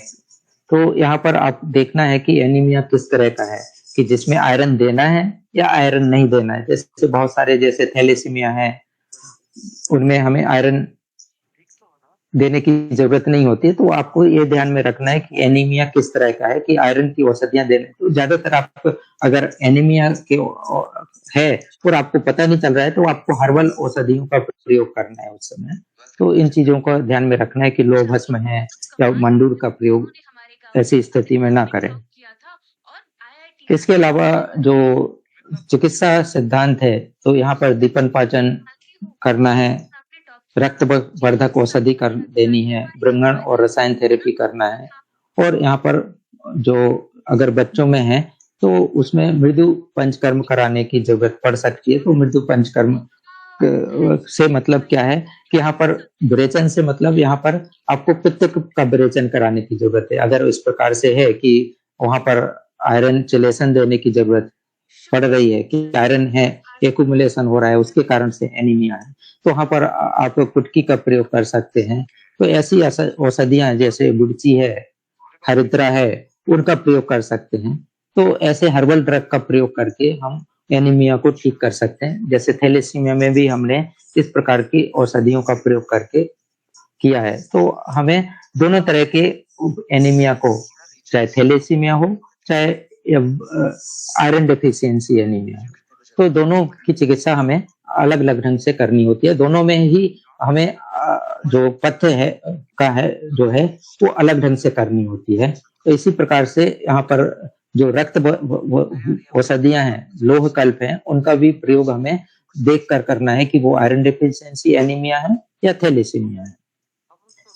जैसे अगर आयरन डेफिशिएंसी एनीमिया है तो उनमें हम ज्यादातर जो पुनर्नवा मंडूर है, नवायस लोह है, धात्री लोह है, द्राक्षादी अवलेह है, कुष्मांड अवलेह है, तो इस प्रकार के औषधियों का लोहासव वगैरह आसव अरेस्ट में चंद्रप्रभा बटी है, आरोग्य वर्धिनी बटी है, जिसमें मुख्य रूप से जो यकृत है उनको ठीक करने के लिए, अग्नि को ठीक करने के लिए हम इनका यूज कर सकते हैं। रिसर्च में आनंद कुमार ने 2020 में एक वर्क किया था 38 पेशेंट में फल त्रिकादि बटी के द्वारा, जिसमें मधु अनुपान था। इसमें 41% रिजल्ट मिला। इसके अलावा 2023 में पल्लवी कप्तान के द्वारा किया गया था, जिसमें द्रव्यादि लोह था, जिसमें हमने मधु और घृत के साथ अनुपान दिया था और उसका जो रिजल्ट था 21% रिजल्ट मिला। तो इस प्रकार से हमें बहुत सारे रिसर्च वर्क हुए हैं एनीमिया के ऊपर।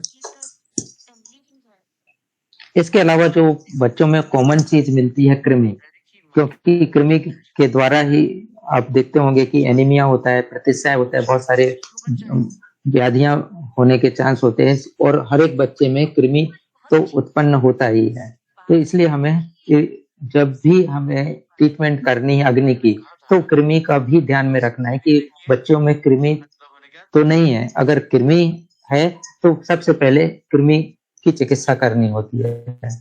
तो यहाँ पर कृमि की चिकित्सा में दिया है कि बाला नाम कृमि दोषे तो दीपन पाचनम हितम कृमिघ्नानि च द्रव्याणि पथ्यम च अन्नम प्रयोजेत। हमें इनका इस प्रकार से चिकित्सा सिद्धांत दिया है कि अग्नि मांद होता है, इसलिए हमें अग्नि दीपन और पाचन चिकित्सा करनी है। तो अग्नि दीपन पाचन के साथ में कृमि है, इसलिए हमें कृमिघ्न औषधियों का प्रयोग करना चाहिए। इसके लिए चिकित्सा सिद्धांत दिया है कि यहाँ पर जो बाकी जो चिकित्सा सिद्धांत है उससे अलग दिया है। बाकी आप देखते होंगे कि बाकी में आप देखते होंगे कि निदान परवर्जन पहले होता है, लेकिन कृमि की चिकित्सा में निदान परवर्जन पहले नहीं दिया है। सबसे पहले आपकी चिकित्सा सिद्धांत होता है अपकर्षण। आपको कृमि है उनको पहले निकालना है, फिर अगर वो कृमि निकल गए हैं तो फिर उसके बाद जो जीआईटी ट्रैक्ट है उसका जो एनवायरमेंट है उसको प्रगति विघात करना है कि वो जो फेवरेबल कंडीशन ना हो वर्म के लिए, आपको ऐसे इनफेवरेबल कंडीशन बनानी है।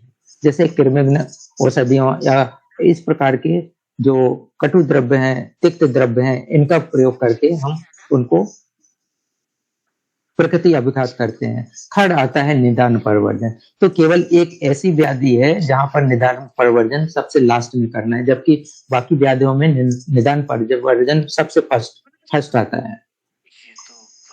और उसमें आप देखते होंगे कि जो औषधियों में है, अगर आपको यूज करना है तो बिडंग सबसे श्रेष्ठ माना गया है बच्चों में। बिडंगम कृमिघ्न श्रेष्ठम सर्वेशम कृमिनाशनम दीपनम पाचनम। तो यहाँ पर बिडंग का यूज बच्चों में सेफ और अच्छा मानते हैं और इनका यूज कर सकते हैं। इसके अलावा कॉमन ड्रग जो है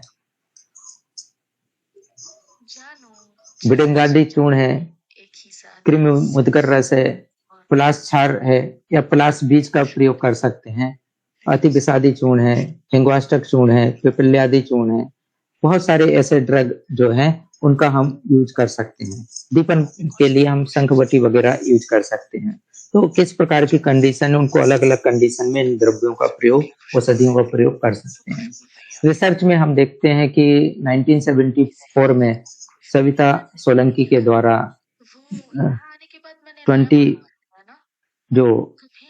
15 साल तक के बच्चे थे उनमें बिडंग चूर्ण का प्रयोग किया गया था 1 महीने तक मधु के अनुपान के साथ में, और उसमें 55% रिजल्ट मिला। इसके अलावा 21 में डॉक्टर अंकिता पटेल के द्वारा जो लता करंज बीज है उसकी बटी बनाकर 3 से 12 साल तक के बच्चों में 1 से 4 ग्राम के बीच में दिया गया था मधु के अनुपान के साथ में। इसमें भी 66% रिजल्ट मिला। इसके अलावा एक व्याधि है ADHD, जो मैंने बताया कि बच्चों में अब जो स्क्रीन होता है या फिर फास्ट फूड है उसके कारण से जो उसमें जो प्रिजर्वेटिव यूज किया जाता है, रीडिंग प्रैक्टिस प्रॉपर नहीं होने के कारण से साइकोलॉजिकल जो पाथवे है वो डिस्टर्ब हो जाता है, और उसके डिस्टर्ब होने के कारण से बहुत सारी मानसिक व्याधियां होती हैं, जिसमें से ADHD एक ऐसी व्याधि है जो बच्चों में ज्यादातर मिलता है। ये सब गाड़ी भैया खास हमारे लिए गांव से लाए हैं। तो अगर हम बच्चों में देखें तो इसमें हमें अलग अलग सिम्टम मिलते हैं। वात प्रकोपक अगर से हैं तो उसके सिम्टम मिलते हैं, पित्त वृद्धि के भी सिम्टम मिलते हैं। मीन्स यहाँ पर रज और तम, क्योंकि सत्व डिस्टर्ब हो जाता है, तो रज और तम के डिस्टर्ब इम्बैलेंस होने के कारण से सत्व प्रॉपर वर्क नहीं करता है और उसके कारण से भी वो बहुत सारे डिस्टर्ब होता है। और इस प्रकार से इसमें दोषों के अलावा जो मानस दोष हैं उनका भी यहाँ पर रोल होता है। तो हमें इनकी चिकित्सा करते समय इनको भी ध्यान में रखना होता है। इसी प्रकार से यहाँ पर उन्माद के जो दिए गए घृत हैं उनका प्रयोग हम यहाँ पर कर सकते हैं, जिसमें से ब्राह्मी घृत है, सारस्वत चूर्ण है, जो मेध द्रव्य हैं उनका हम प्रयोग कर सकते हैं। रिसर्च में हम देखें तो 2019 में किंग्सला मनोहर के द्वारा किया गया था, जिसमें मेध चूर्ण दिया गया था, जिसमें ब्राह्मी, बचा, शंखपुष्पी, अष्टमधु, गुड़ची और पिपली था। और इसमें 20% में जब दिया गया मधु के अनपान के साथ में तो 84% उसमें रिजल्ट मिला। इसके अलावा सेकंड था सुदेश पारजी के द्वारा, जिसमें 20% कंप्लीट थे और उसमें जो द्रव्य यूज किया गया था पंचगव्य घृत। तो पंचगव्य घृत का प्रयोग जो किया गया था इसमें 40% रिजल्ट मिला था। तो इस प्रकार से हम घृतों मेध द्रव्य चूर्ण के रूप में भी कर सकते हैं, घृतों के रूप में भी इनका यूज कर सकते हैं। अगर हम पब्लिक हेल्थ की बात करें तो यहाँ पर जो हम देखते हैं कि हम पब्लिक में कैसे पहुंच सकते हैं, तो अगर इम्यूनिटी डेवलप करने के लिए जो स्वर्ण प्राशन संस्कार है वो यूज किया जाता है। इसके अलावा बाल रसायन का प्रयोग है, उनका हम प्रयोग करके हम जो कम्युनिटी की इम्यूनिटी है उनको हम डेवलप कर सकते हैं बच्चों का। इसी प्रकार से जो डाइटरी गाइडलाइन बना के हम पब्लिक में हम सीजनल कैसे उनको ऋतुचर्या और दिनचर्या का कैसे पालन कर रहे हैं और पथ्य और अपथ्य का कैसे हम कॉन्सेप्ट बना के माल न्यूट्रिशन को एलिमिनेट कर सकते हैं पब्लिक हेल्थ में। तो ये आपको इन चीजों पर आप फोकस कर सकते हैं। इसके अलावा हम स्कूल हेल्थ प्रोग्राम कर सकते हैं। तो इस प्रकार से हम स्कूल में भी दिनचर्या योग के ऊपर या आयुर्वेदिक जो न्यूट्रिशनल मॉड्यूल है उनके ऊपर हम कर सकते हैं। मेध रसायन के बारे में सप्लीमेंटेशन कैसे करना है जिससे उनको साइकोलॉजिकल डिस्टर्बेंस ना हो, हम इस प्रकार से स्कूल हेल्थ प्रोग्राम बना सकते हैं।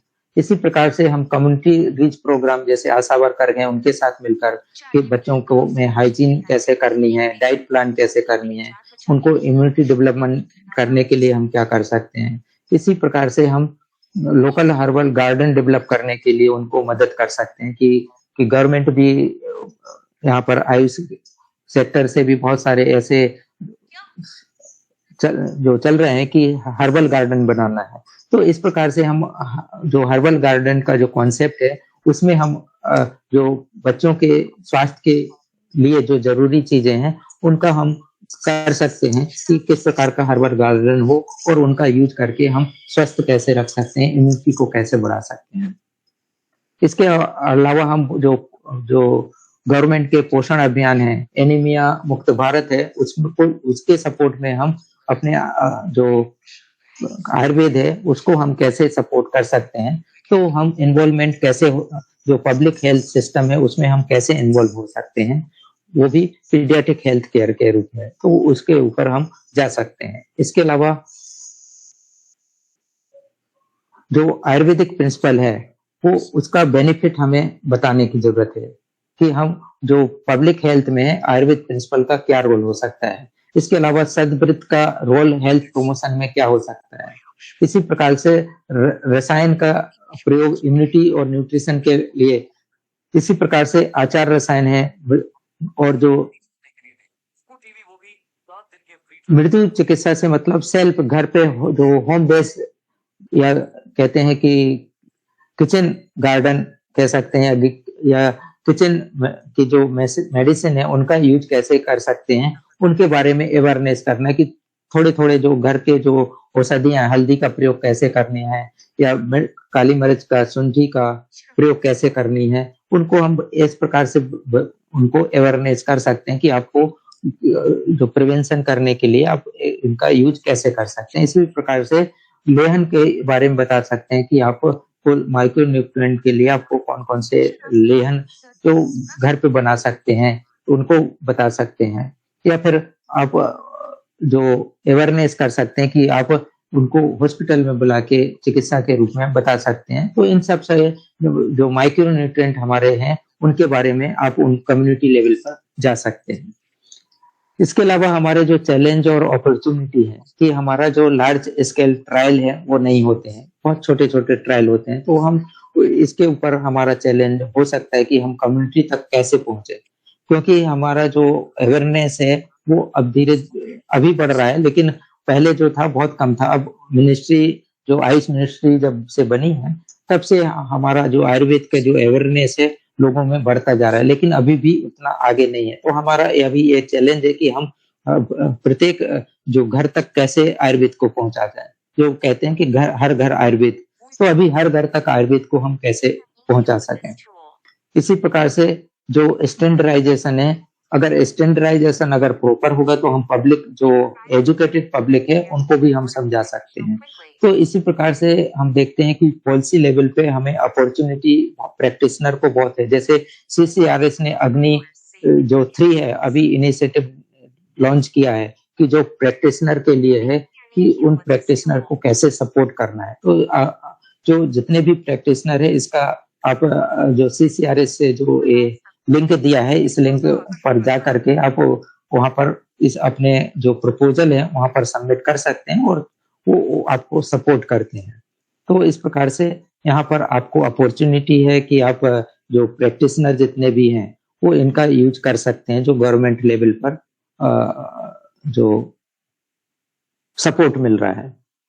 इसी प्रकार से पॉलिसी लेवल पे बहुत सारे अभी पॉलिसी बनती जा रही हैं, उनका हो सकता है कि आप तक बेनिफिट मिले प्रैक्टिशनर को और वो आपके थ्रू पब्लिक को बेनिफिट हो। तो यहाँ पर आपको अपॉर्चुनिटी मिले है कि आप यहाँ इनका यूज कर सकते हैं।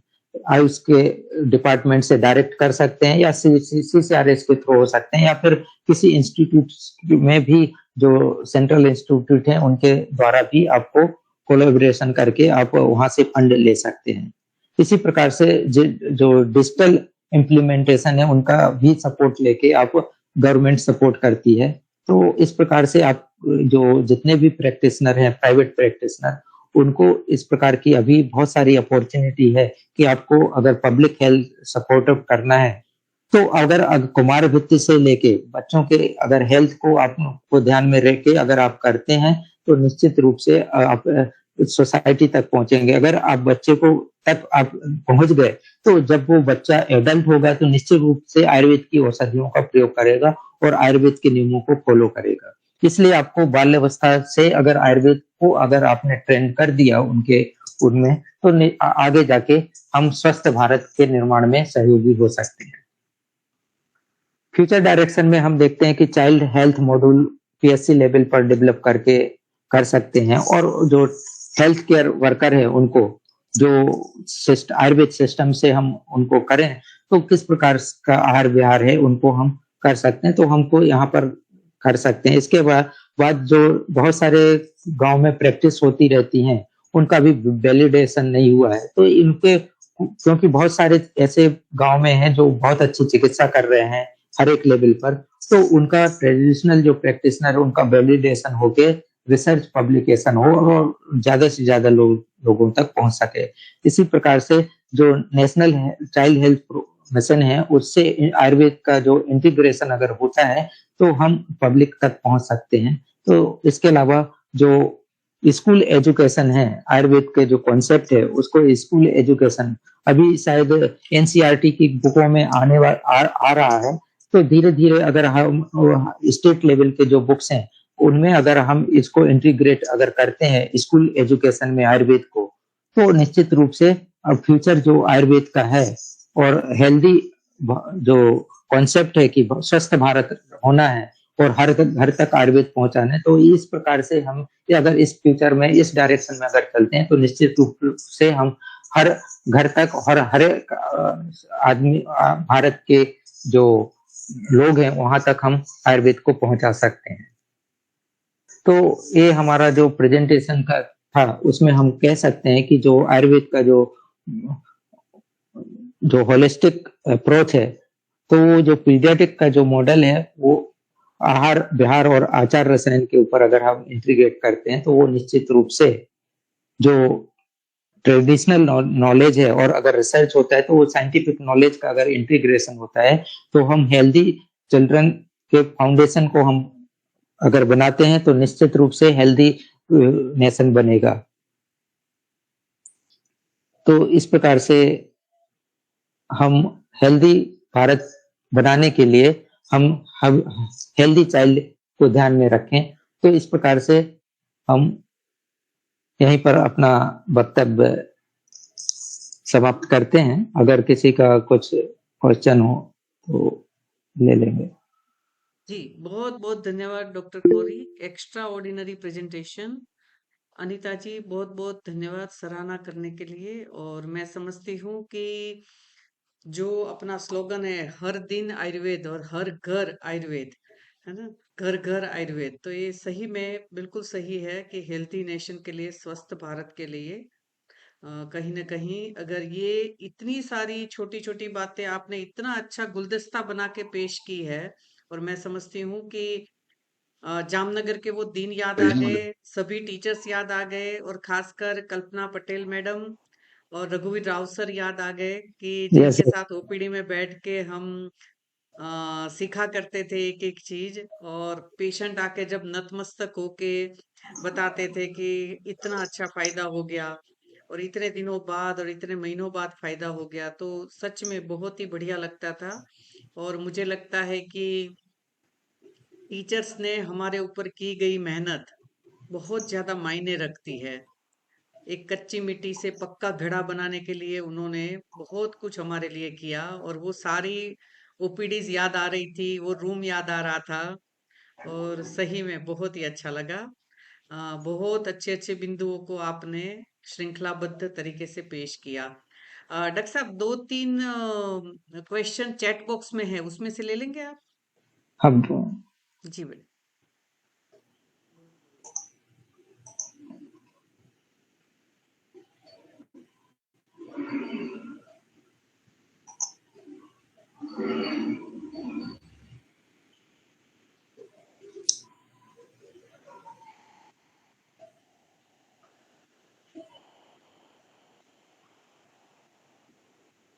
स्वर्ण प्राशन पर गाइड करें सर, पुष्य नक्षत्र पर दें या डेली दें। तो यहाँ पर स्वर्ण प्राशन की बात कर रहे हैं, तो इसमें जो एक गाइडलाइन बनाई हुई है जोधपुर यूनिवर्सिटी से, सर्वपल्ली राधाकृष्ण जोधपुर यूनिवर्सिटी, उन्होंने स्वर्ण प्राशन के ऊपर एक बुकलेट किया है जिसमें भारत के जो कुमार वृत्ति के जितने एक्सपर्ट थे उन्होंने मिलकर इसको बनाया हुआ है।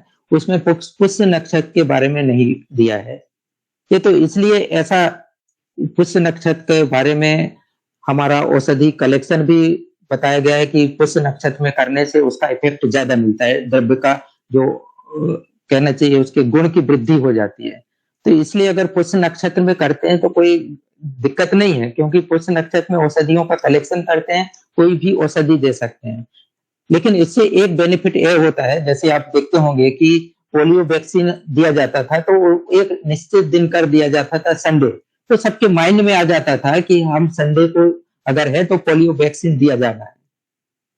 तो इसी प्रकार से अगर पुष्य नक्षत्र करके अगर प्रोग्राम चलाया जा रहा है सभी के द्वारा, तो निश्चित रूप से लोगों के मन में एक धारणा जरूर बनेगी कि आज पुष्य नक्षत्र है तो स्वर्ण प्राशन कराना है बच्चों को। तो डेट के साथ में उसका जो कहना चाहिए दिन के साथ में उसका कोलैबोरेशन अगर मिक्स हो जाता है तो अच्छी बात है। जैसे हम कोई दिन मनाते हैं, जैसे अभी हम योगा डे मनाते हैं या कोई डे मनाते हैं, तो कोई निश्चित तो करना पड़ेगा ना एक दिन।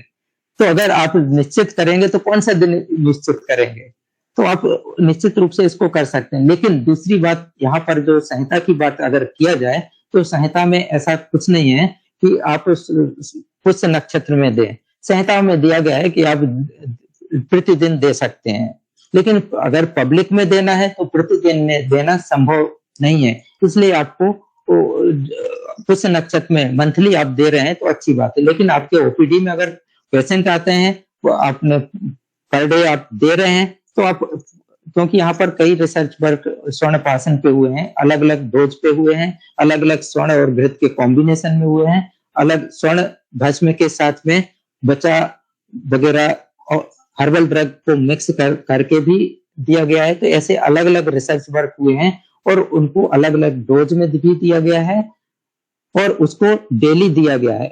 उसे नक्षत्र में दिया गया नहीं है, उसको 0 मीन्स जब से जन्म हुआ है उसको 1 मंथ तक, 1.5 मंथ तक, 3 मंथ तक भी दिया गया है डेली।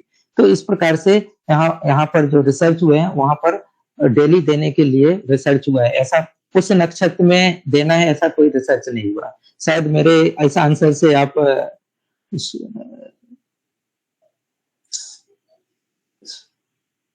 संतुष्ट हैं मैडम? तो समिता दास जी का क्वेश्चन था।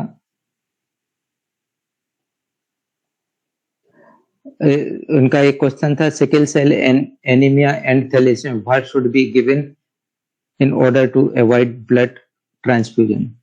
तो यहाँ पर आपका जो समिता मैडम का एक क्वेश्चन है थैलेसीमिया के ऊपर, तो यहाँ पर कम से कम 10 वर्क हुए हैं अलग अलग, जिसमें हमने कुछ अवले हर्बल ड्रग का अवले मुस्ता त्रिफलादी अवले है, त्रिफलादी अवले है, गुरुच्यादी अवले है, इस प्रकार से हमने अवलेहों का भी प्रयोग किया है। और एक पीएचडी वर्क जो सबसे कहना चाहिए एक ही वर्क हुआ है थैलेसीमिया के ऊपर, जिसमें हमने गुड़ची, हरिद्रा और बिडंग यूज किया है।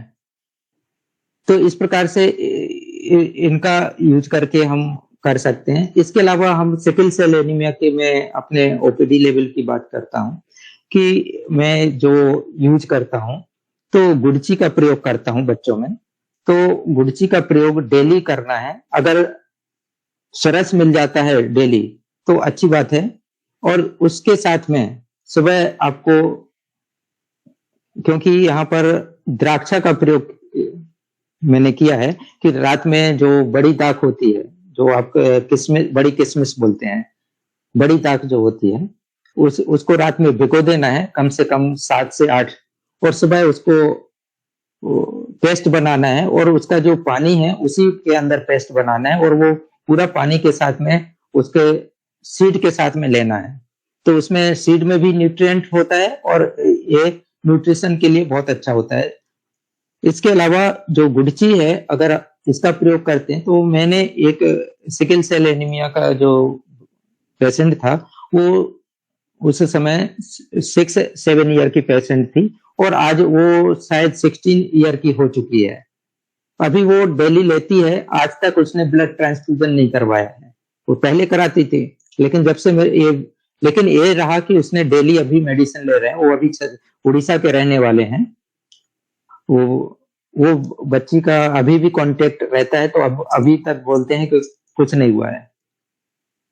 तो इस प्रकार से आप थैलेसीमिया और सिकल सेल एनीमिया का में हर्बल ड्रग से यूज कर सकते हैं, जिसमें गुड़ची का और द्राक्षा का प्रयोग सिकल सेल एनीमिया में बहुत ही उच्च तरह से हमने रिजल्ट देखा है।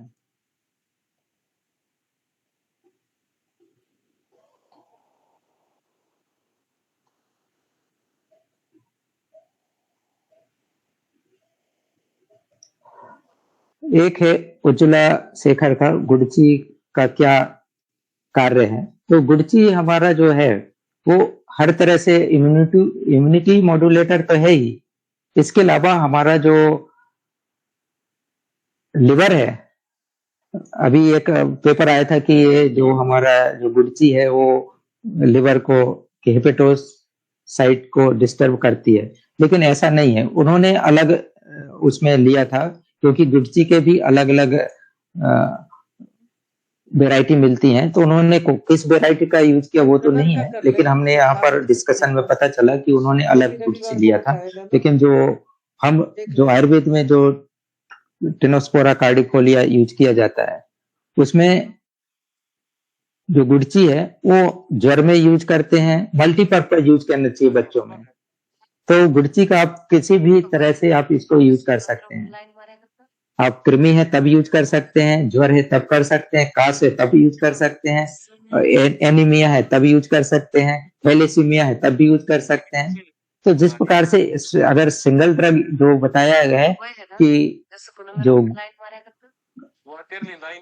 काश्यप ने कि औषधि कल्याण होनी चाहिए, शिव होनी चाहिए, कल्याणकारी होनी चाहिए, तो गुड़ जैसे हरिद्रा है उसी प्रकार से गुड़ची भी एक कल्याणकारी द्रव्य है बच्चों में।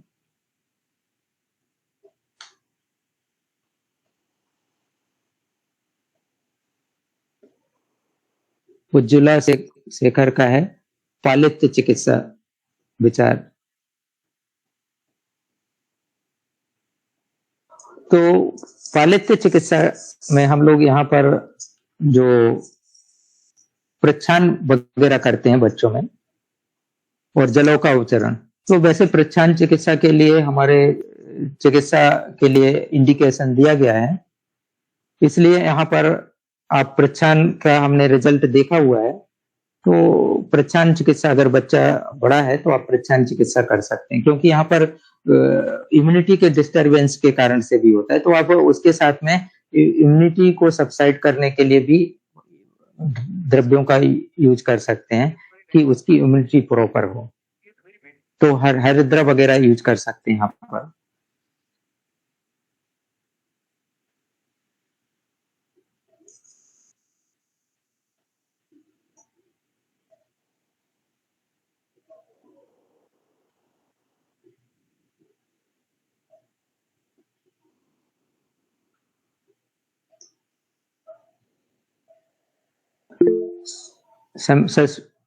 सस्मिता दास का एक क्वेश्चन है कि हम अरिस्ट वगैरह और आसो बिलो 12 ईयर में दे सकते हैं।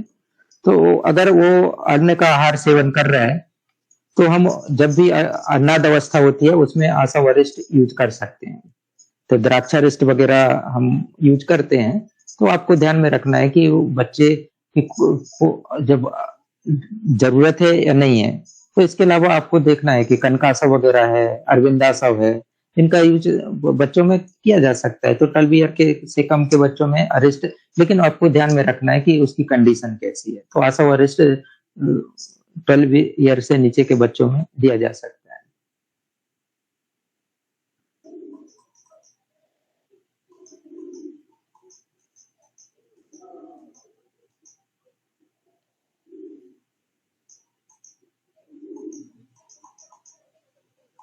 और सभी ने यहाँ पर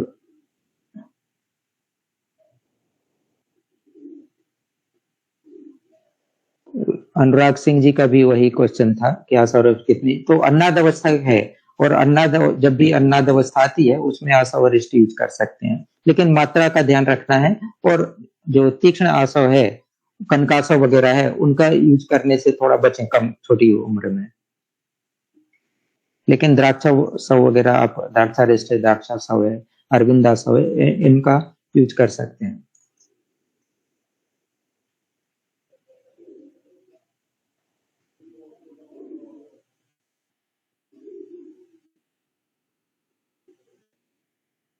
अनीता कौशिक जी का है कि हम इसमें राइस पाउडर मिक्स कर सकते हैं। तो राइस पाउडर आपको अगर ओआरएस घर पे बनाना है तो आप मंड में आप मिक्स कीजिए। मंड बनाने के बाद में उसमें आप शुगर मिक्स कर दीजिए, थोड़ा सा अम्ल के लिए नींबू का ड्रॉप डाल दीजिए और इसके साथ में शुगर मिक्स कर दीजिए। इस प्रकार से आप बनाएंगे तो ज्यादा ताजा रहेगा, तो ज्यादा बेनिफिट होगा उसको।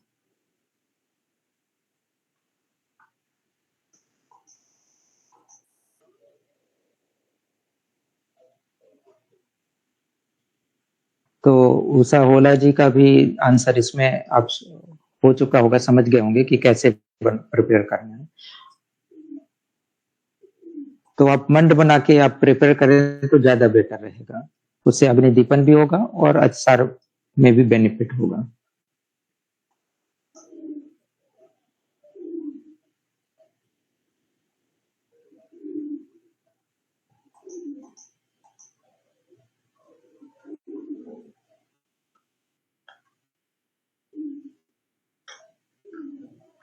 तो इसकी जो पीपीटी बनाई उसके लिए हमारे जो कुछ पीएचडी के स्कॉलर थे, मैं उनको भी धन्यवाद देना चाहूँगा और आप सभी श्रोता को और हेतल मैडम का भी धन्यवाद देना चाहूँगा कि डॉक्टर साहब जिन्होंने 2 मुझे लोगों ने हाँ, डॉक्टर साहब अपने इस प्लेटफ़ॉर्म पर डॉक्टर साहब यस, 2 यस। लोगों ने हैंड रेज़ किया है, प्रश्न ले लें उनका?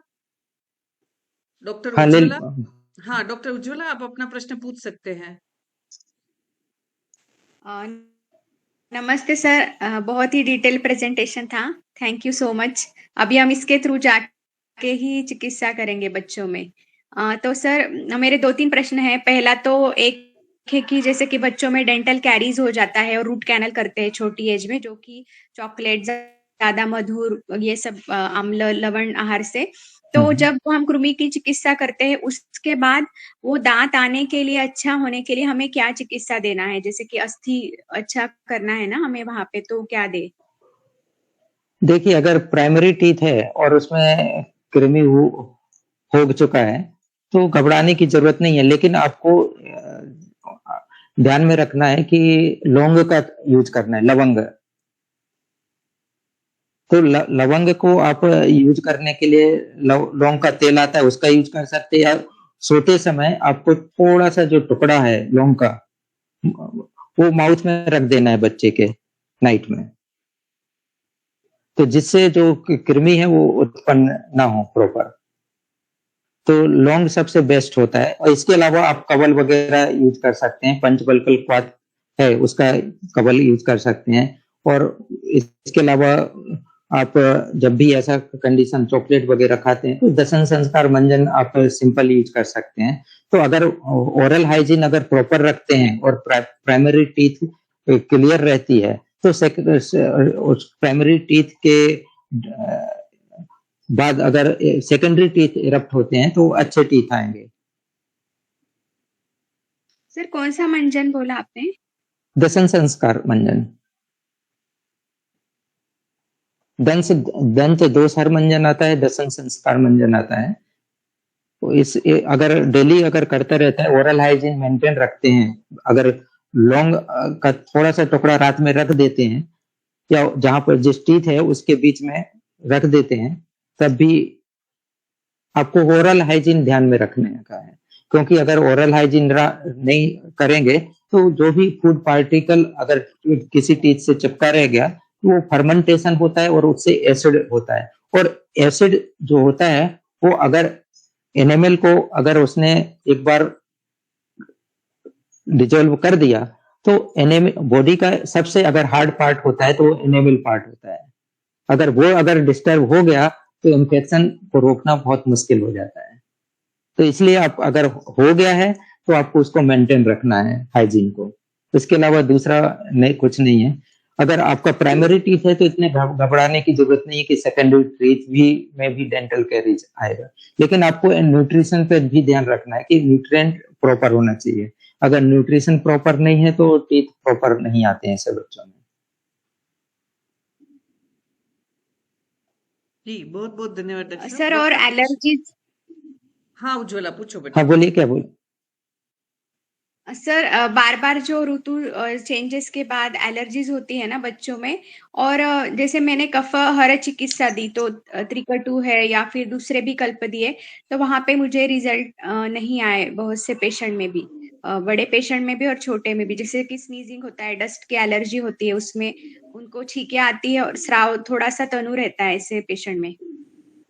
तो सबसे पहले अब डाइट का प्रॉपर फॉलो करना है। मैंने बताया ना कि डाइट को प्रॉपर रखनी है कि उसका डाइट पैटर्न क्या है, उसको ठीक करना है। इसके अलावा सेकंड रखना है कि जो पानी है वो फ्रिज का पानी यूज ना करें। अगर ऐसा है तो शुंठी शुद्ध जल का प्रयोग करना है हर समय।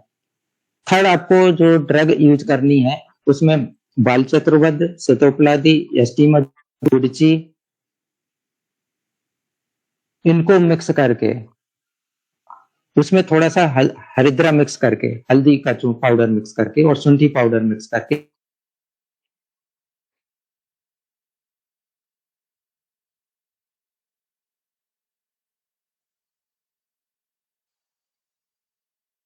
डॉक्टर साहब आवाज़ वॉल्यूम रुक गया। Hello, doctor Virendra? Hello? Hello doctor Virendra.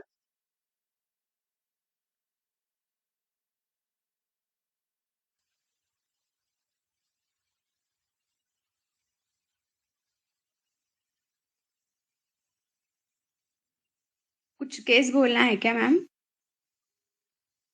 हाँ बेटा, हाँ बेटा, कुछ भी ऐसे है ना चिकित्सा रिलेटेड, जब तक मैं बात कर लूं। हाँ, ठीक है मैम। हाँ डॉक्टर वीरेंद्र, आप फिर से लेफ्ट हो गए बेटा। एक केस नहीं, बताना लेफ्ट चाहूंगी हो गए मेरी। है ना। जैसे कि एक पेशेंट आई थी मेरे पास, उसका एज था हाँ 32 फिर से ज्वाइन इयर्स करना पड़ेगा डॉक्टर साहब, और ये लेफ्ट हो गए आप। उसको कुछ बहुत दिक्कत पेन रही रहता होगी। था जब वो जी जी जी, ओके। यूरिन पास करती थी। तो ये उसके सेकंड डिलीवरी के बाद हुआ था पेशेंट को। और पेनफुल मतलब इतना कि वो यूरिन करने में उसे डर लगता था। तो जब मैंने पेशेंट की डिटेल हिस्ट्री ली थी, इस पेशेंट को जैसे कि पित्तज ग्रहणी के जैसे लक्षण थे कि बार बार 4 से 5 बार मोशन होना और विदग्धाजीर्ण मतलब बार बार उल्टियां होना, और ये हमेशा उसको होता रहता था। और जब मैंने उसकी हेतु हेतु लिए तो हेतु में पेशेंट मिर्ची, वड़ा पाव। अच्छा डॉक्टर उज्ज्वला, जी डॉक्टर साहब मैम। ने ज्वाइन कर लिया बेटा, बस है ना, 1 मिनट। ठीक है मैम, ठीक डॉक्टर है। वीरेंद्र जी, हाँ आप कंटिन्यू करिए, मुझे लगा देर लगेगी है ना, इसलिए बेटा मैंने आपको कहा। डॉक्टर ठीक है। Virendra ji, hello. Hello doctor Virendra ji.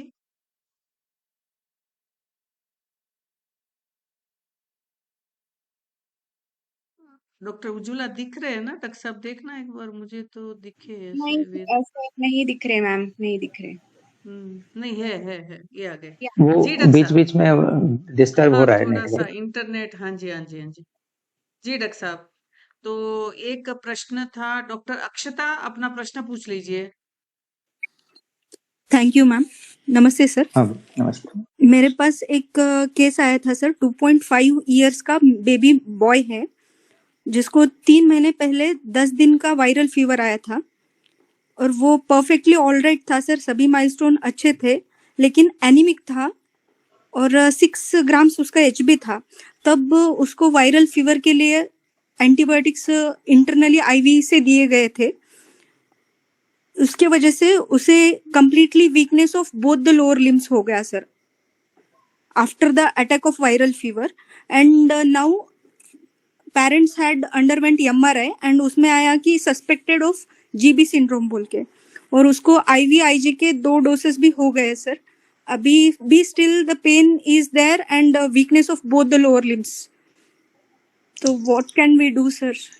अगर हो गया कि गुलेनबेरी सिंड्रोम है बच्चे को, तो उसके लिए सपोर्टिव ट्रीटमेंट की जरूरत होगी, क्योंकि एंड वन मोर सर, उसमें ना लंबर यस1 का लंबराइजेशन भी आया है एमआरआई में सर। तो इसमें आप बस्ती चिकित्सा कर सकते हैं, अभ्यंग और शोधन कर सकते हैं। सर शोधन फॉर 2.5 इयर्स बेबी के लिए वमन एंड हाउ टू नहीं डू भवन दैट? नहीं, बस्ती भवन नहीं कह रहा हूँ, बस्ती चिकित्सा।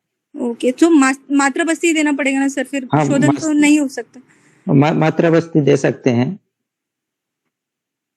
जी सिंपल जी सर। और शमन गलातिन औषधि से में आप कर कुछ? सकते हैं। समन औषधियों में आप मैद द्रव्यों का यूज कर सकते हैं, ब्राह्मी बचा संघ पुष्पी एसटी मधु का। Okay sir. सर वमन करवा सकते हैं क्या सर फिर? नहीं, इस एज में वमन कराने की जरूरत नहीं होगी, क्योंकि फीवर से है, इसलिए यहाँ पर अभी क्योंकि उत्क्लेश नहीं होगा उसको। जी जी सर। अगर उत्क्लेश है तो अपने आप वमन कर देगा, बच्चों को वमन कराने की जरूरत ही नहीं पड़ेगी। जी सर जी। ओके, सर बहुत कुछ बहुत। टेस्टिक शैली वगैरह कुछ कर सकते हैं क्या सर?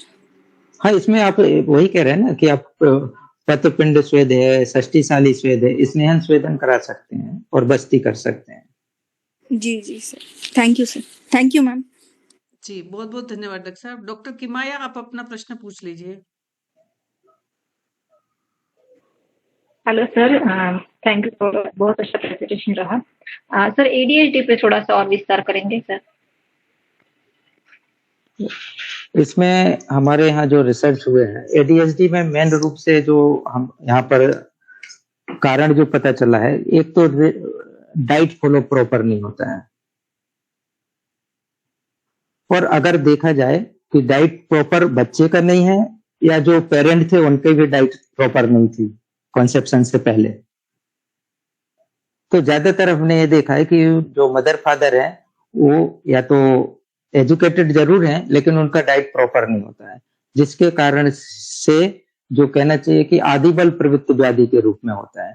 तो ऐसे जो बच्चे होते हैं जो बेकर हाइपोथेसिस में आप देखते होंगे कि अगर उनका न्यूट्रिशनल एनवायरनमेंट अगर प्रॉपर नहीं होता है तो एडीएचडी डेवलप होता है। न्यूट्रिशनल एनवायरनमेंट अर्ली इसलिए जरूरत होती है कि ब्रेन के लिए डेवलपमेंट के लिए न्यूट्रिशनल एनवायरनमेंट बहुत जरूरी होता है, विटामिन वगैरह की जरूरत होती है, इसलिए आप देखते होंगे फॉलिक एसिड वगैरह चालू कर देते हैं, तो विटामिन की जरूरत होती है, न्यूट्रिएंट की जरूरत होती है। और जब डेवलपमेंट की स्थिति आती है तो रेयरिंग प्रैक्टिस अगर प्रॉपर नहीं है तो इसमें क्या होता है कि जब जो नर्व का डेवलपमेंट होता है तो इसमें से जब डेवलपमेंट शुरुआत की स्थिति होती है तो बहुत सारे नर्व होते हैं, लेकिन जब डेवलपमेंट कंडीशन आती है तो धीरे धीरे नर्व की संख्या कम होती जाती है। तो जब नर्व की संख्या कम होनी है वो डिपेंड करता है कि आप बच्चे को किस एटमॉस्फेयर में रख रहे हैं, कैसा एनवायरनमेंट उसको मिल रहा है, सोशल एनवायरनमेंट कैसा मिल रहा है। अगर उनका प्रूनिंग नहीं होती है, जैसे हम प्रूनिंग बोलते हैं, नर्वस सिस्टम की प्रूनिंग होना, तो अगर प्रूनिंग प्रॉपर नहीं होती है तो नर्व फाइबर बहुत ज्यादा रहते हैं, जिसके कारण से जो उनका स्टिमुलेशन है इम्प्रॉपर होता रहता है और उससे बच्चे एडीएचडी उत्पन्न होते हैं। इसलिए अगर ऐसी कंडीशन है तो उसमें आपको लॉन्ग टर्म आपको ट्रीटमेंट करने की जरूरत होगी, और उसमें आपको बिहेवियरल थेरेपी के साथ साथ में आपको हो सकता है कि पंचकर्म, अगर बच्चा बड़ा है तो पंचकर्म थेरेपी दें, और इसके अलावा आप पंचकर्म थेरेपी में आप अगर विरेचन हो जाता है बच्चे का, उसके बाद में आप सिरोधारा अगर करते हैं और सिरोधारा और सिरोपिचू से आप चालू करें, अगर ये दोनों करने लगते हैं और फिर योग आसन के द्वारा आप इनका ट्रीटमेंट कर सकते हैं अच्छी तरह से। तो इसमें लॉन्ग टर्म ट्रीटमेंट करने की जरूरत है और इसमें फैमिली को भी इन्वॉल्व रहने की जरूरत है कि उसका जो फूड है वो गर्म फूड होना चाहिए, फ्रिज का आइटम नहीं होना चाहिए या माइक्रोवेव का से बना हुआ आइटम नहीं होना चाहिए। इसके अलावा प्रिजर्वेटिव जिसमें हो, जिस प्रकार से मार्केट के जो प्रिजर्वेटिव जो यूज करते हैं उसमें भी जो प्रिजर्वेटिव यूज करते हैं उसके कारण से भी उसके जो प्रिजर्वेटिव के जो वो कहना चाहिए उसके कारण से जो नर्व का जो डेवलपमेंट है वो हैम्पर होता है, इसलिए एडीएचडी है। तो आपको निदान प्रबंधन करने की भी जरूरत है। तो इस प्रकार से मल्टी आपको डायमेंशन में ट्रीटमेंट करने की जरूरत होती है। इसके अलावा अगर एडीएचडी है तो धीरे धीरे उसको काउंसलिंग करने की भी जरूरत होगी, तो मदर की भी काउंसलिंग, बच्चे की भी counselling. Okay, thank you sir, very very. जी, बहुत-बहुत धन्यवाद डॉक्टर साहब। और हमने आपके 2 घंटे ले लिए, तो इसलिए मैं बाकी के प्रश्नों के लिए है ना अभी क्षमा प्रार्थी हूँ।